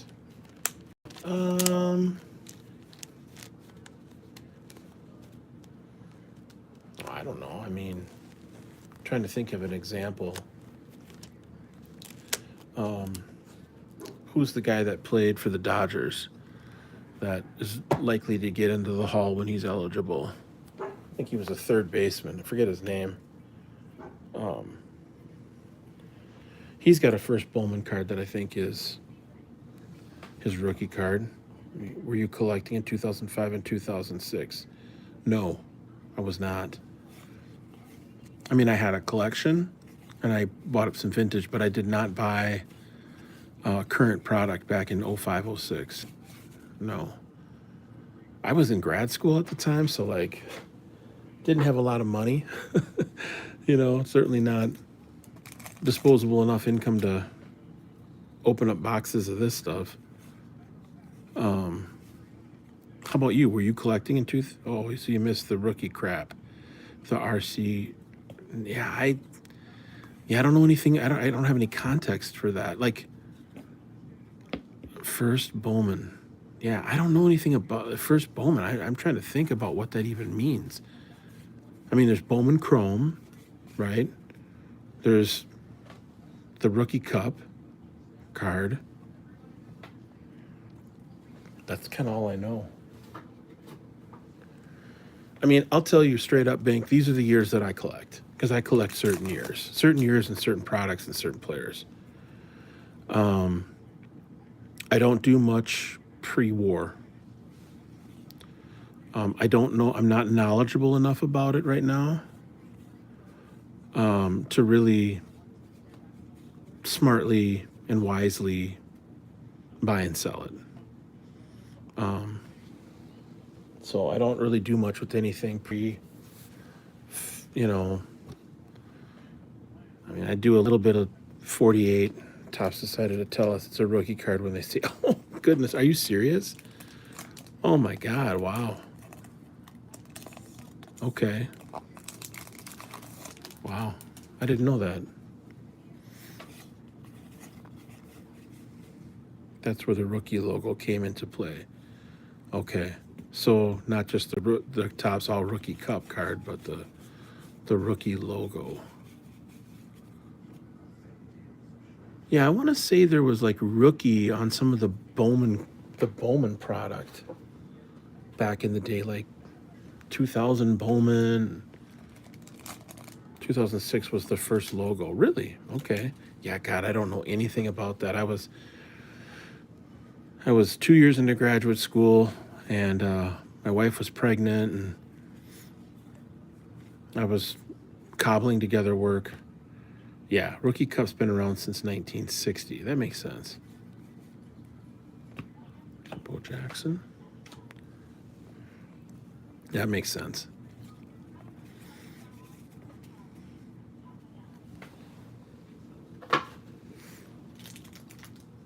Yeah. So, like, for me, I dabble a little in 52. I don't do any 51 Bowman. I think those are pretty amazing cards. The mantle and the maze, but I choose not to double down on anything like that. The 52s, I have some 52s. I got a nice batch of them. Got some of them from my dad. Nothing probably too terribly valuable. I've got a mini Minoso 52. Got a 52 Feller. Here's another Bo Jackson. I like that card. 53s. Got a few 53s, not a ton. 54 is where I kind of pick up. 54 is one of my top 5 all-time sets for Topps. And I've got probably 100 to 120 of those. I can show you a couple here. I've got a lot of the commons.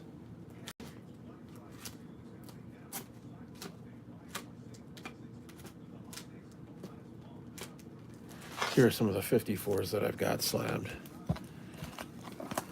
The Spawn. Dobie. Scooter.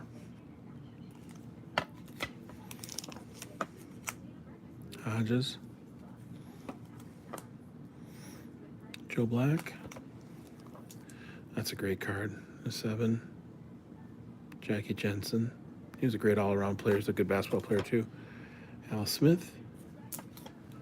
And then Hoyt, one of the great early knuckleballers, or one of the great knuckleballers from that era. So I've got a good chunk of 54s. I don't do a ton with 55. Yeah, oh cool. Yeah, I do grade with CSG. Yeah, CSG and PSA mostly.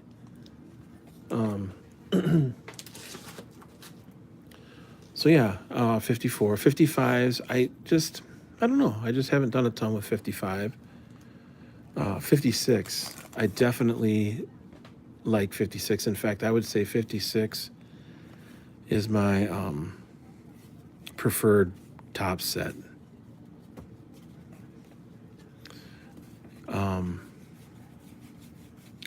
You know, and I've got the Mantle, the Mays, the Clemente, the Aaron, and the Robinson, all in pretty high grade for 56. 57, I've got the set. Yeah, you want to see my Mantle? I can show it to you if you want. I don't want to push it on you or anything like that. I can show you my 56 Mantle if you want to see what that looks like. It's in a CSG slab. I'm a rare bird. I'm kind of a, okay. Yeah, I'm one of the rare people that's putting vintage in CSG slabs. I don't know. Maybe I'm an idiot. Let's see here. There's the Mantle.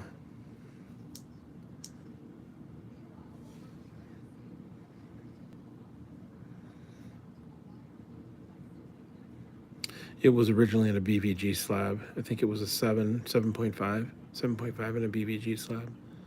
So I just crossed it over. Figured it would cross better over to CSG than PSA. PSA is so, I mean, dang, 7.5. Yeah, 7.5.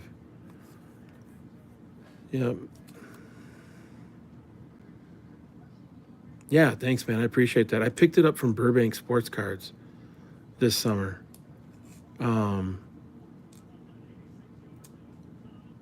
They do grade tough. I think they grade consistent, though. That's the thing about CSG is that, like, you know, I mean,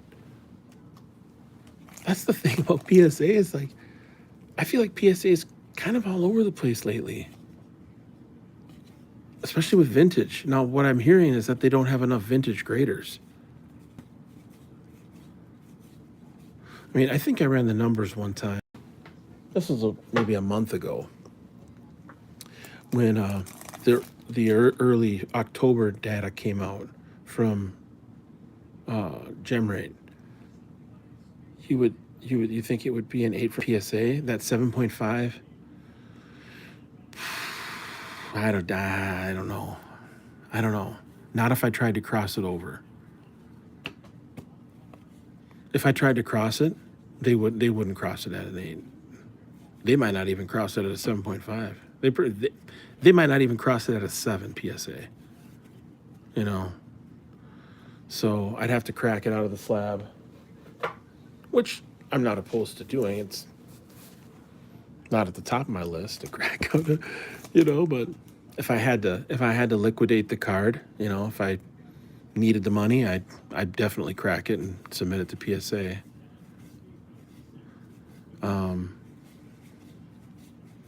So I've got, let me show you this one. I got another 56. I got a Robinson. Let's see if I can find it here. That's in an 8. That's one of the nicer ones I've seen of this. I have 6 on it. I didn't pay 6 for it. Yeah.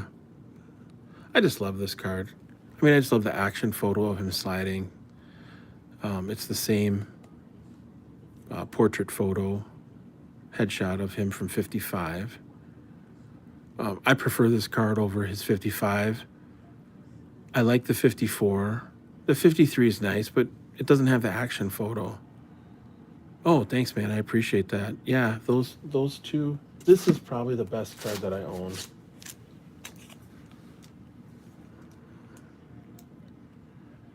This 53 mantle. Now, I have considered cracking this out and submitting it to PSA. But do you think I'd get a 6 on this?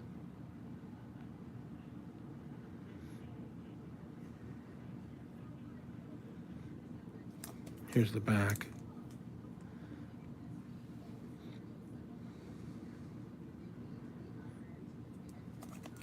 Yeah, I appreciate that. Thank you.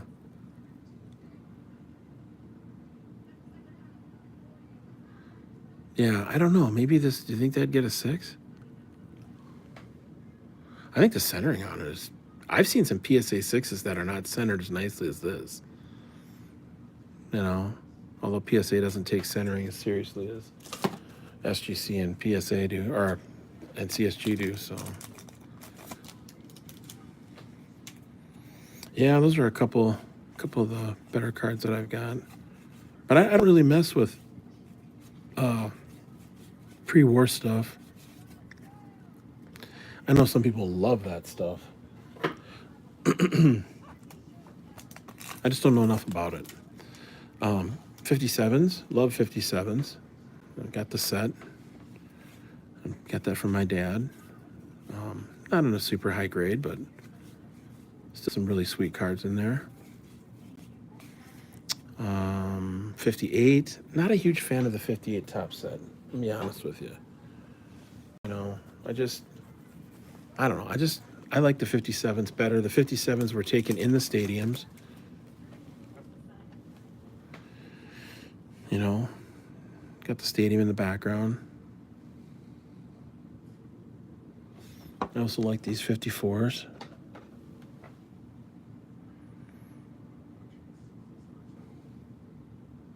Something about the 54s just is really sweet. I don't know. Maybe 54 might be my second favorite all-time set.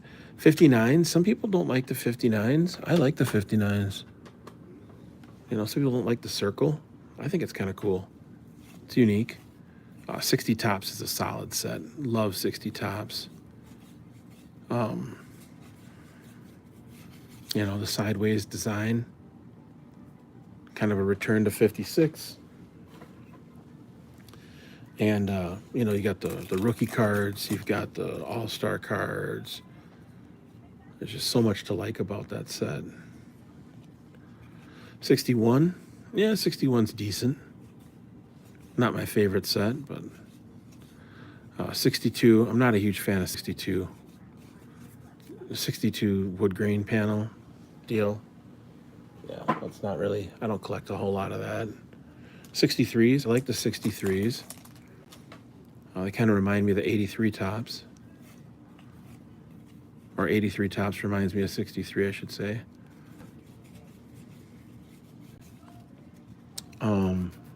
Let's see here. 64s. Yeah, 64s are okay. I've got a few of those. 65s. 65s are decent. 66. Yeah, I got a couple 66s, not many. 67, not much. 68, not much. 69, not much. I think the 69s are nice. They're just hard to find in decent condition. I love that 69 Johnny Bench. That's a great card. And of course, the 68 Nolan Ryan is cool, but I think the 69 Nolan Ryan is actually a more eye-appealing card, even though it's not a rookie. 70 tops, the gray border, they're okay. 71 tops is decent. I know that a lot of people really like those 71 tops cards just because they're so hard to find in decent grades because of their condition sensitive with the black border. 72, yeah, I don't do a ton with 72. Don't do a lot with 73. I kind of like 74 tops. I think those are pretty cool cards. 75s are neat. You know, they're kind of a classic look, the multicolored.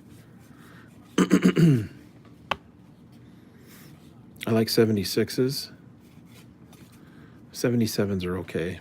78s are pretty good. Don't do a lot with 79.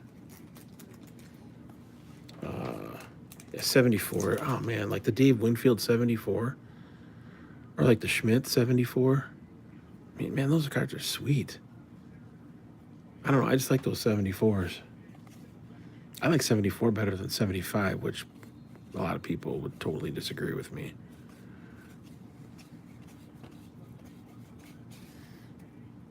I'm trying to think, is 74 my favorite set from that? I think 76 is my favorite. Probably 76, then 74. Then 75.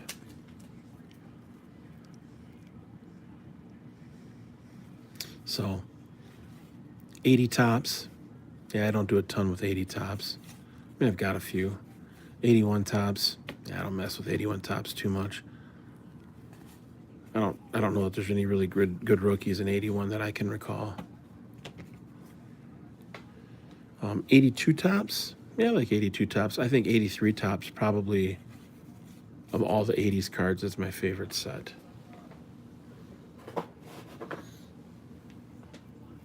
Yeah, I like 83 tops.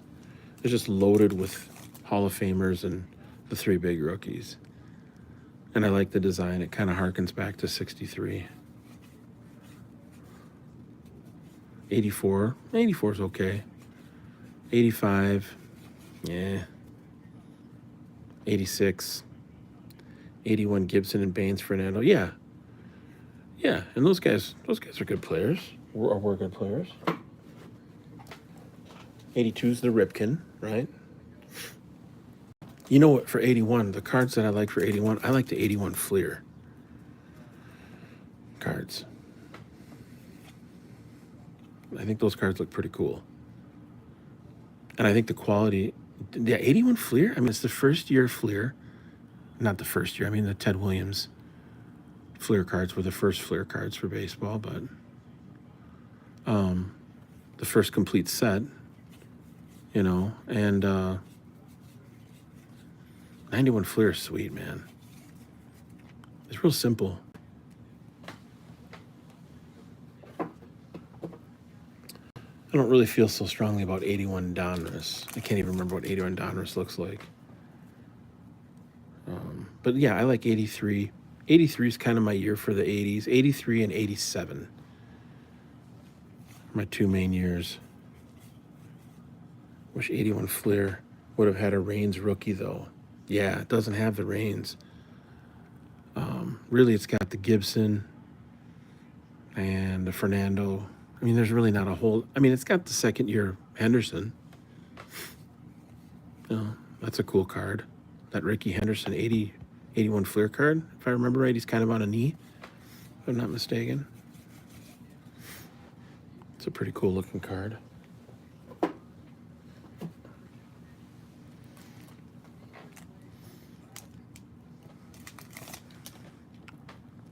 Yeah, so I don't do a lot with 84, although I like 84 Donruss. It's just expensive to get your hands on. Those 84 Donruss boxes are between $500 and $750 a box. I don't like it that much. Plus, the only rookies are Mattingly and Strawberry. Beautiful cards, though, 84 Donruss. They were hard to find. 84 Fleer, yeah. 84 Fleer is pretty boring, in my mind. 85 Donruss. Fleer and Donruss tops was nowhere to be found. Really? Huh, that's interesting. Fleer and Donruss. What do you think of the 85 Donruss? Puckett's rookie year and Clemens. I'd love to get my hands on some of that.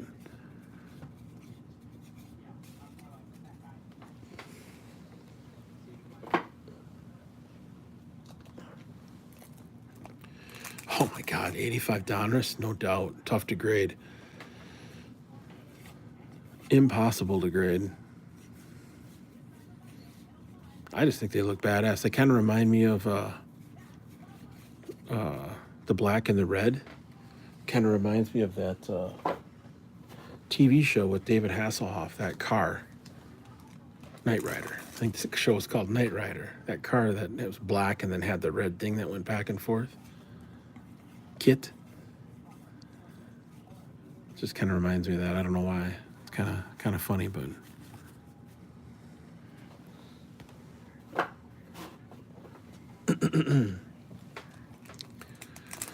Well, we've only gotten 2 Griffeys and 2 Frank Thomases. Oh my goodness. I don't really do much with 86 Fleer. Oh, right on, man. Appreciate you being on so long. Take care, brother. You're welcome. You have a good night. And I'll see you again some other time, Bank. Take care, brother. You too. Yeah. Keep the faith, my man. Peace out and one love. Definitely. Yeah, definitely. Check. Well, I should do an interview with you sometime. That'd be fun. We could do a Zoom. All right. Well, we're coming down the home stretch here, folks. We're an hour and 16 minutes in, so this isn't the longest video I've done, but it's getting up there.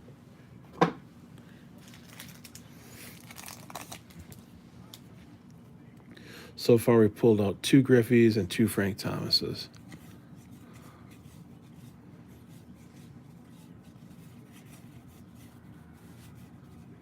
Oh, look at that. Wow. Too bad that's not, why can't that be Griffey? Right? 2 Griffeys in the same pack.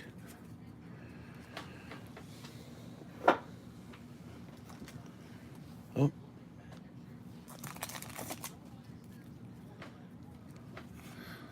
All right, so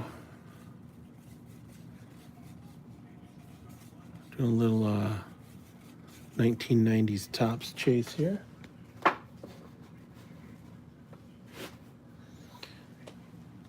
Coming down the home stretch.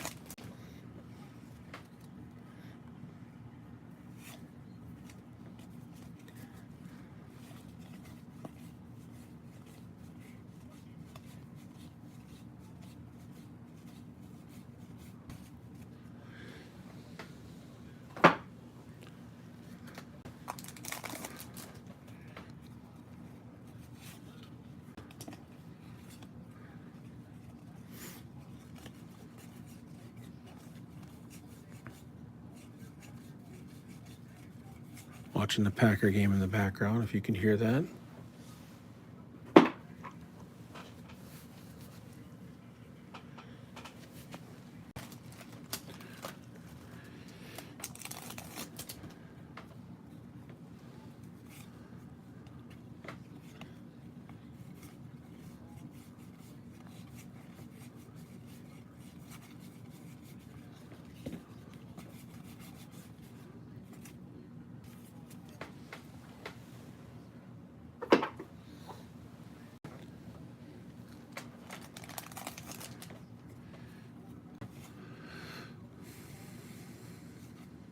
We've gotten to almost 3,000 cards here.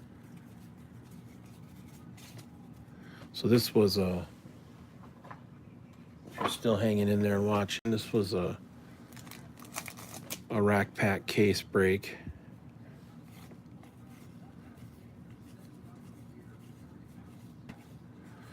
I've got some rack cases of 90 Topps that I picked up this summer. Got them got, I don't know, 13 cases or something like that for pretty cheap. Guy was looking to offload them and get him out of his basement, so figured I'd help him out with that.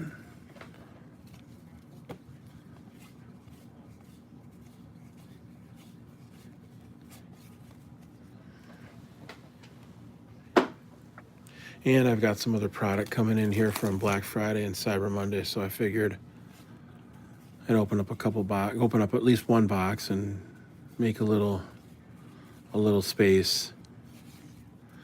It's always easier to store stuff in 5,000 count boxes than it is to have it in case boxes.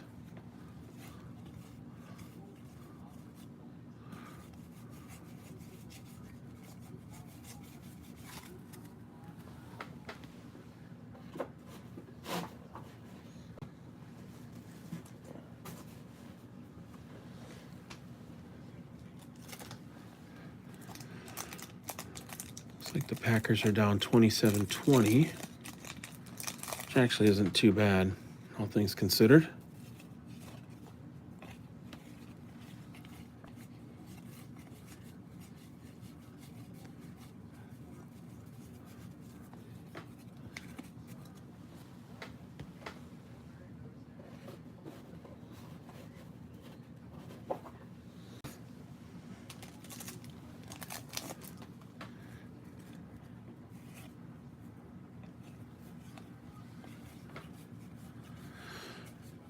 Seems like I keep getting the same pack over and over again.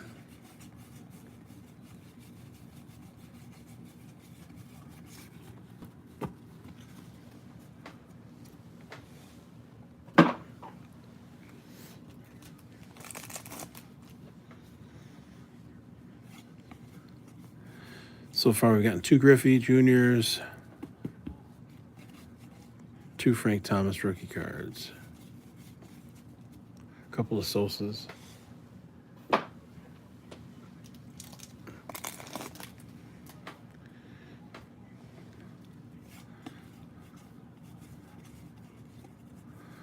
Yeah, just saw this pack.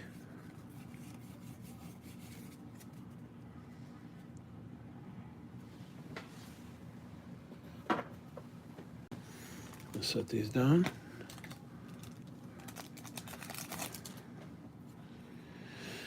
All right, still plowing away here.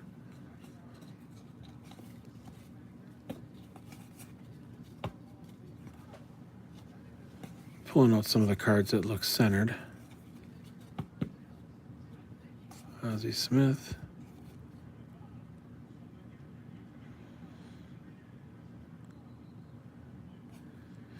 Yeah, set that aside. It's pretty well centered.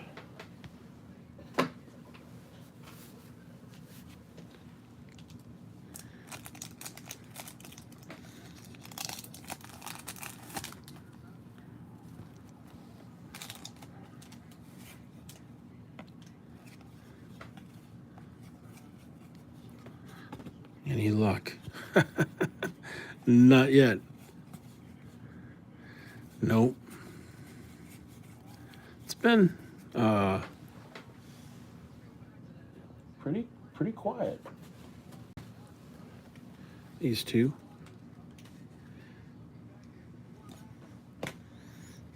And then 2 of the Thomas rookie cards.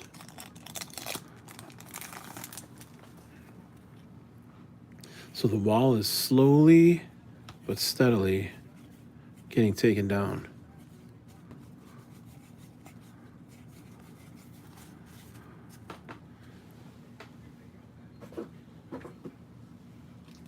Looks like a rat case has about 3,500 cards in it.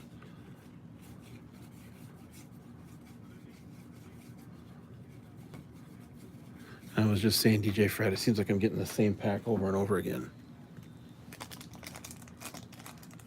But I guess that's what happens when you open up this much junk wax.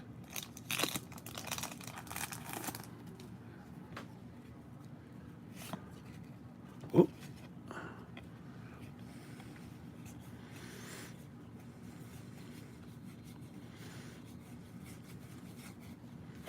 Yeah, the Nolan's not centered.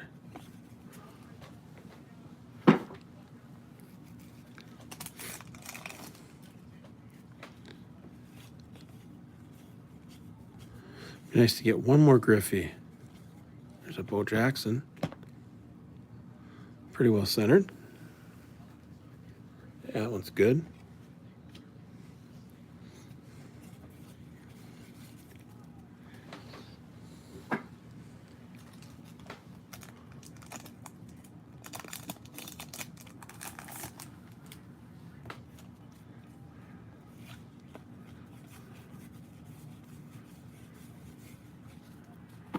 Touchdown Philly. And they got a 2-touchdown lead now.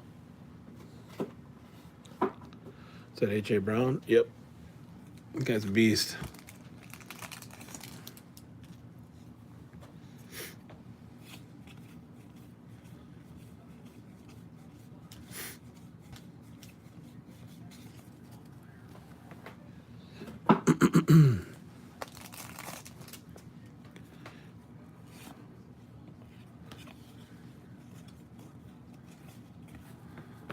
Another Ozzie. Philly pulling away. Yeah. Philly's good. They had a good team. They have a good defense. And Hurts. Hurts is good. He's definitely a talent.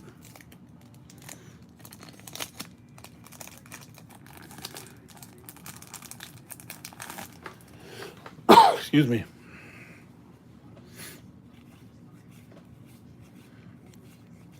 Yeah, I had a good chat with Bink Scott. He was on the other night too.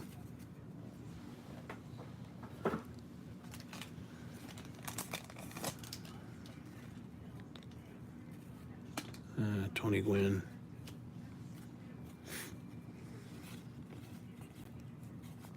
Juan Augusto. Juan Augusto. He must have been a middle reliever. I remember him. I have had this pack, and I've had this pack just in the last 15 minutes, like 4 times. It's funny how you get a run of the same pack or same sequence, you know, but it never seems to be of the hits that you want, you know. Although I did get 2 Warren Moon rookie cards one time in a pack of 85 Topps football. That was pretty amazing.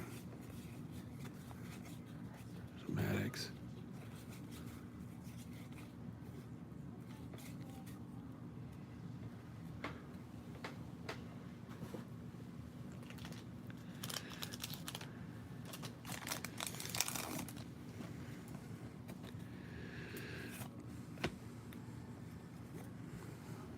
Jack Morris.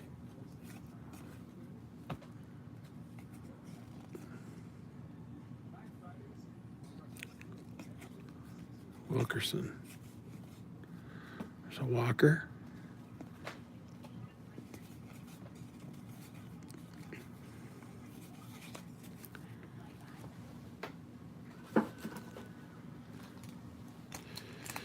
All right. Coming down the home stretch here.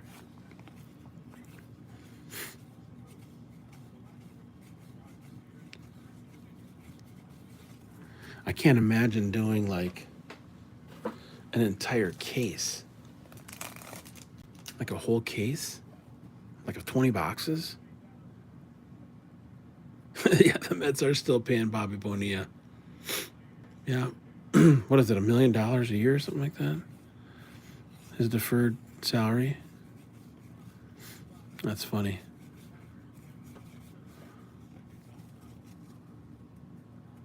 I wonder do you know how long that goes for? Like how much longer he gets paid?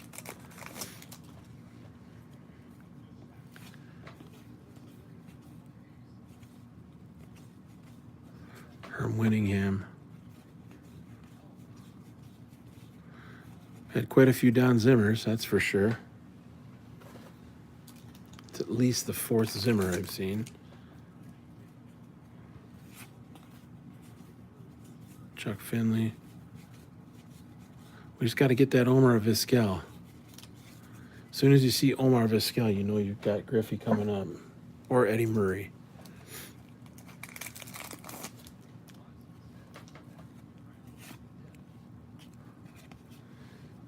Let's see here.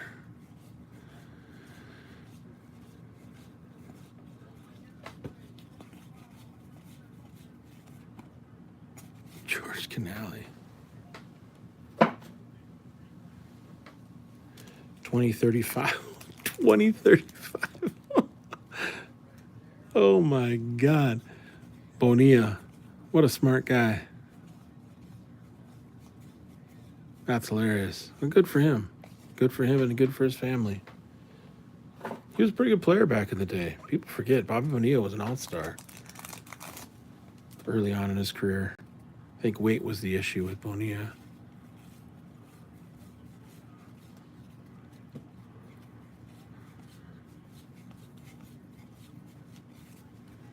So if you're just joining us, we're doing a 1990 Topps Rack Pack case break. So far, we've gone through almost the entire case. We've pulled out, this is some of the stuff. We had a happy Bobby Bonilla day here in mine. Yeah, no kidding, man. Yeah, these are some of the cards we pulled out. probably one PSA gem mint in this whole stack. Just kidding. I shouldn't be. I probably could send these all in and pull a couple PSA 10s out of it. There's the Thomas, super off-centered.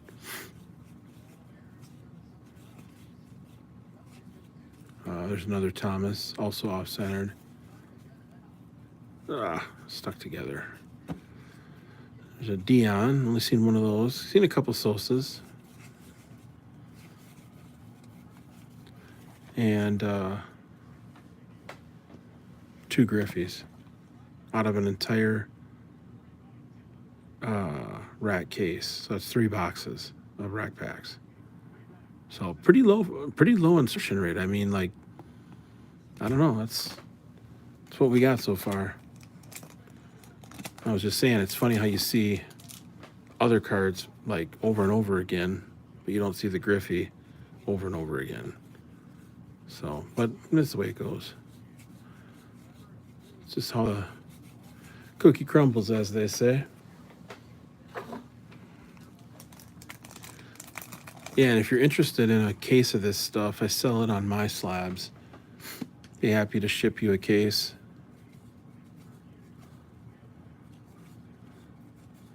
I forget the price, maybe $250, $300, somewhere in there.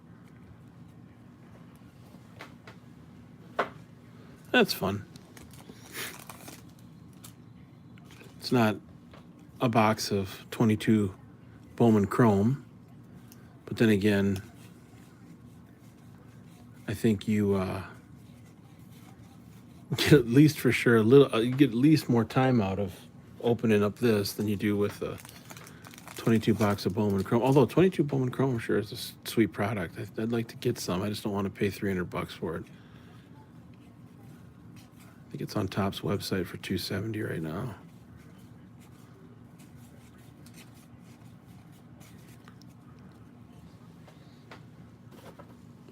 All right, down to the last 5.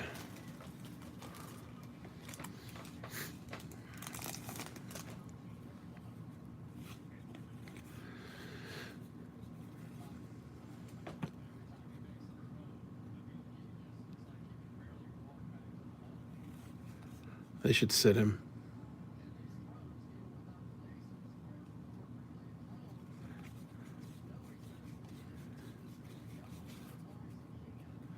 Yeah, they should sit him. Put in Love.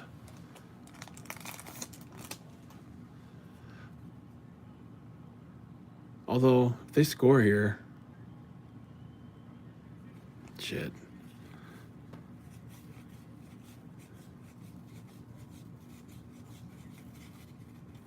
Nothing there.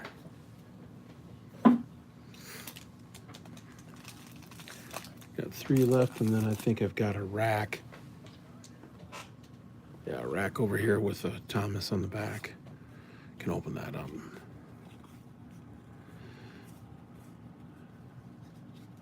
Oh, man, I've had this card. Oh, I think the Thomas is coming next. Yep. So here we go. There's Greenwell. All right, let's see if it's got the no name on front. You never know. Wouldn't it be something if you were watching this and you saw me pull the Frank Thomas no name on front? All right, right now, the centering on this card looks pretty damn good. No name on front. No, the suspense is killing you. I know it is. No name on front, no name on front, no name on front, name on front. Name on front. Still a nice copy. Maybe a 9, possibly a 10. Let's look at the back. Yeah, that's pretty solid. So on a Gem Mint 10, this is about a $75 card. This is Topps rookie card.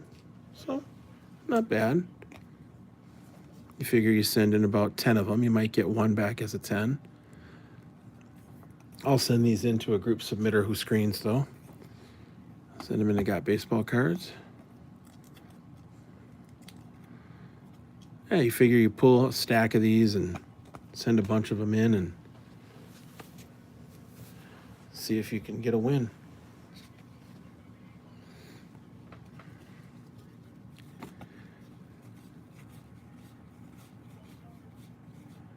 All right. Not bad for the last, third to last pack.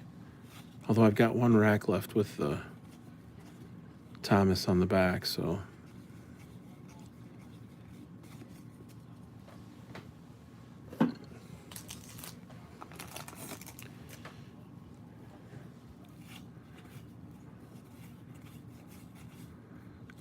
Dave Valley. All right. And then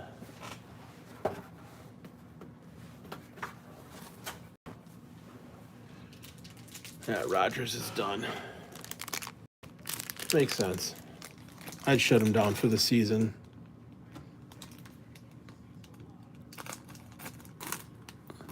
Give Love a shot.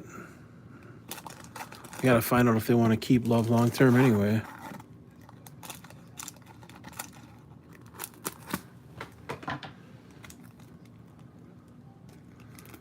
All right, these are the last three. What time is it? I don't even know. 9:40.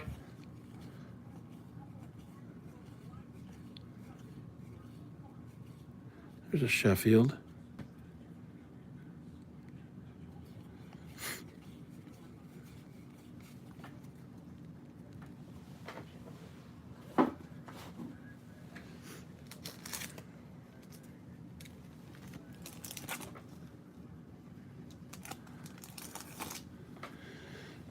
And what do we got in here?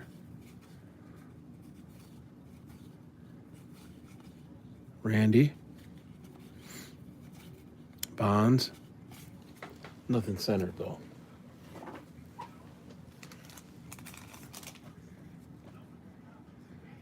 And the Frank Thomas in the back. Sheffield is Gooden's nephew. Yes. Yes, that rings a bell.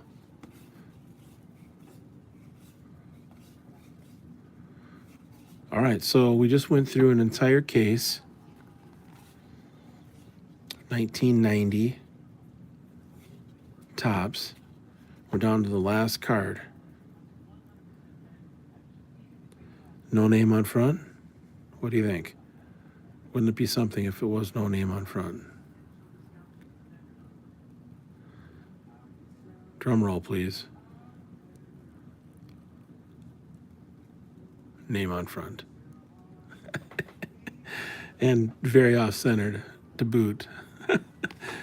Well, that was fun. That was good. Made a little space for some more product coming in. And so check me out on my YouTube channel if you haven't had a chance. DJ Frat, appreciate you as always. Thank you for watching.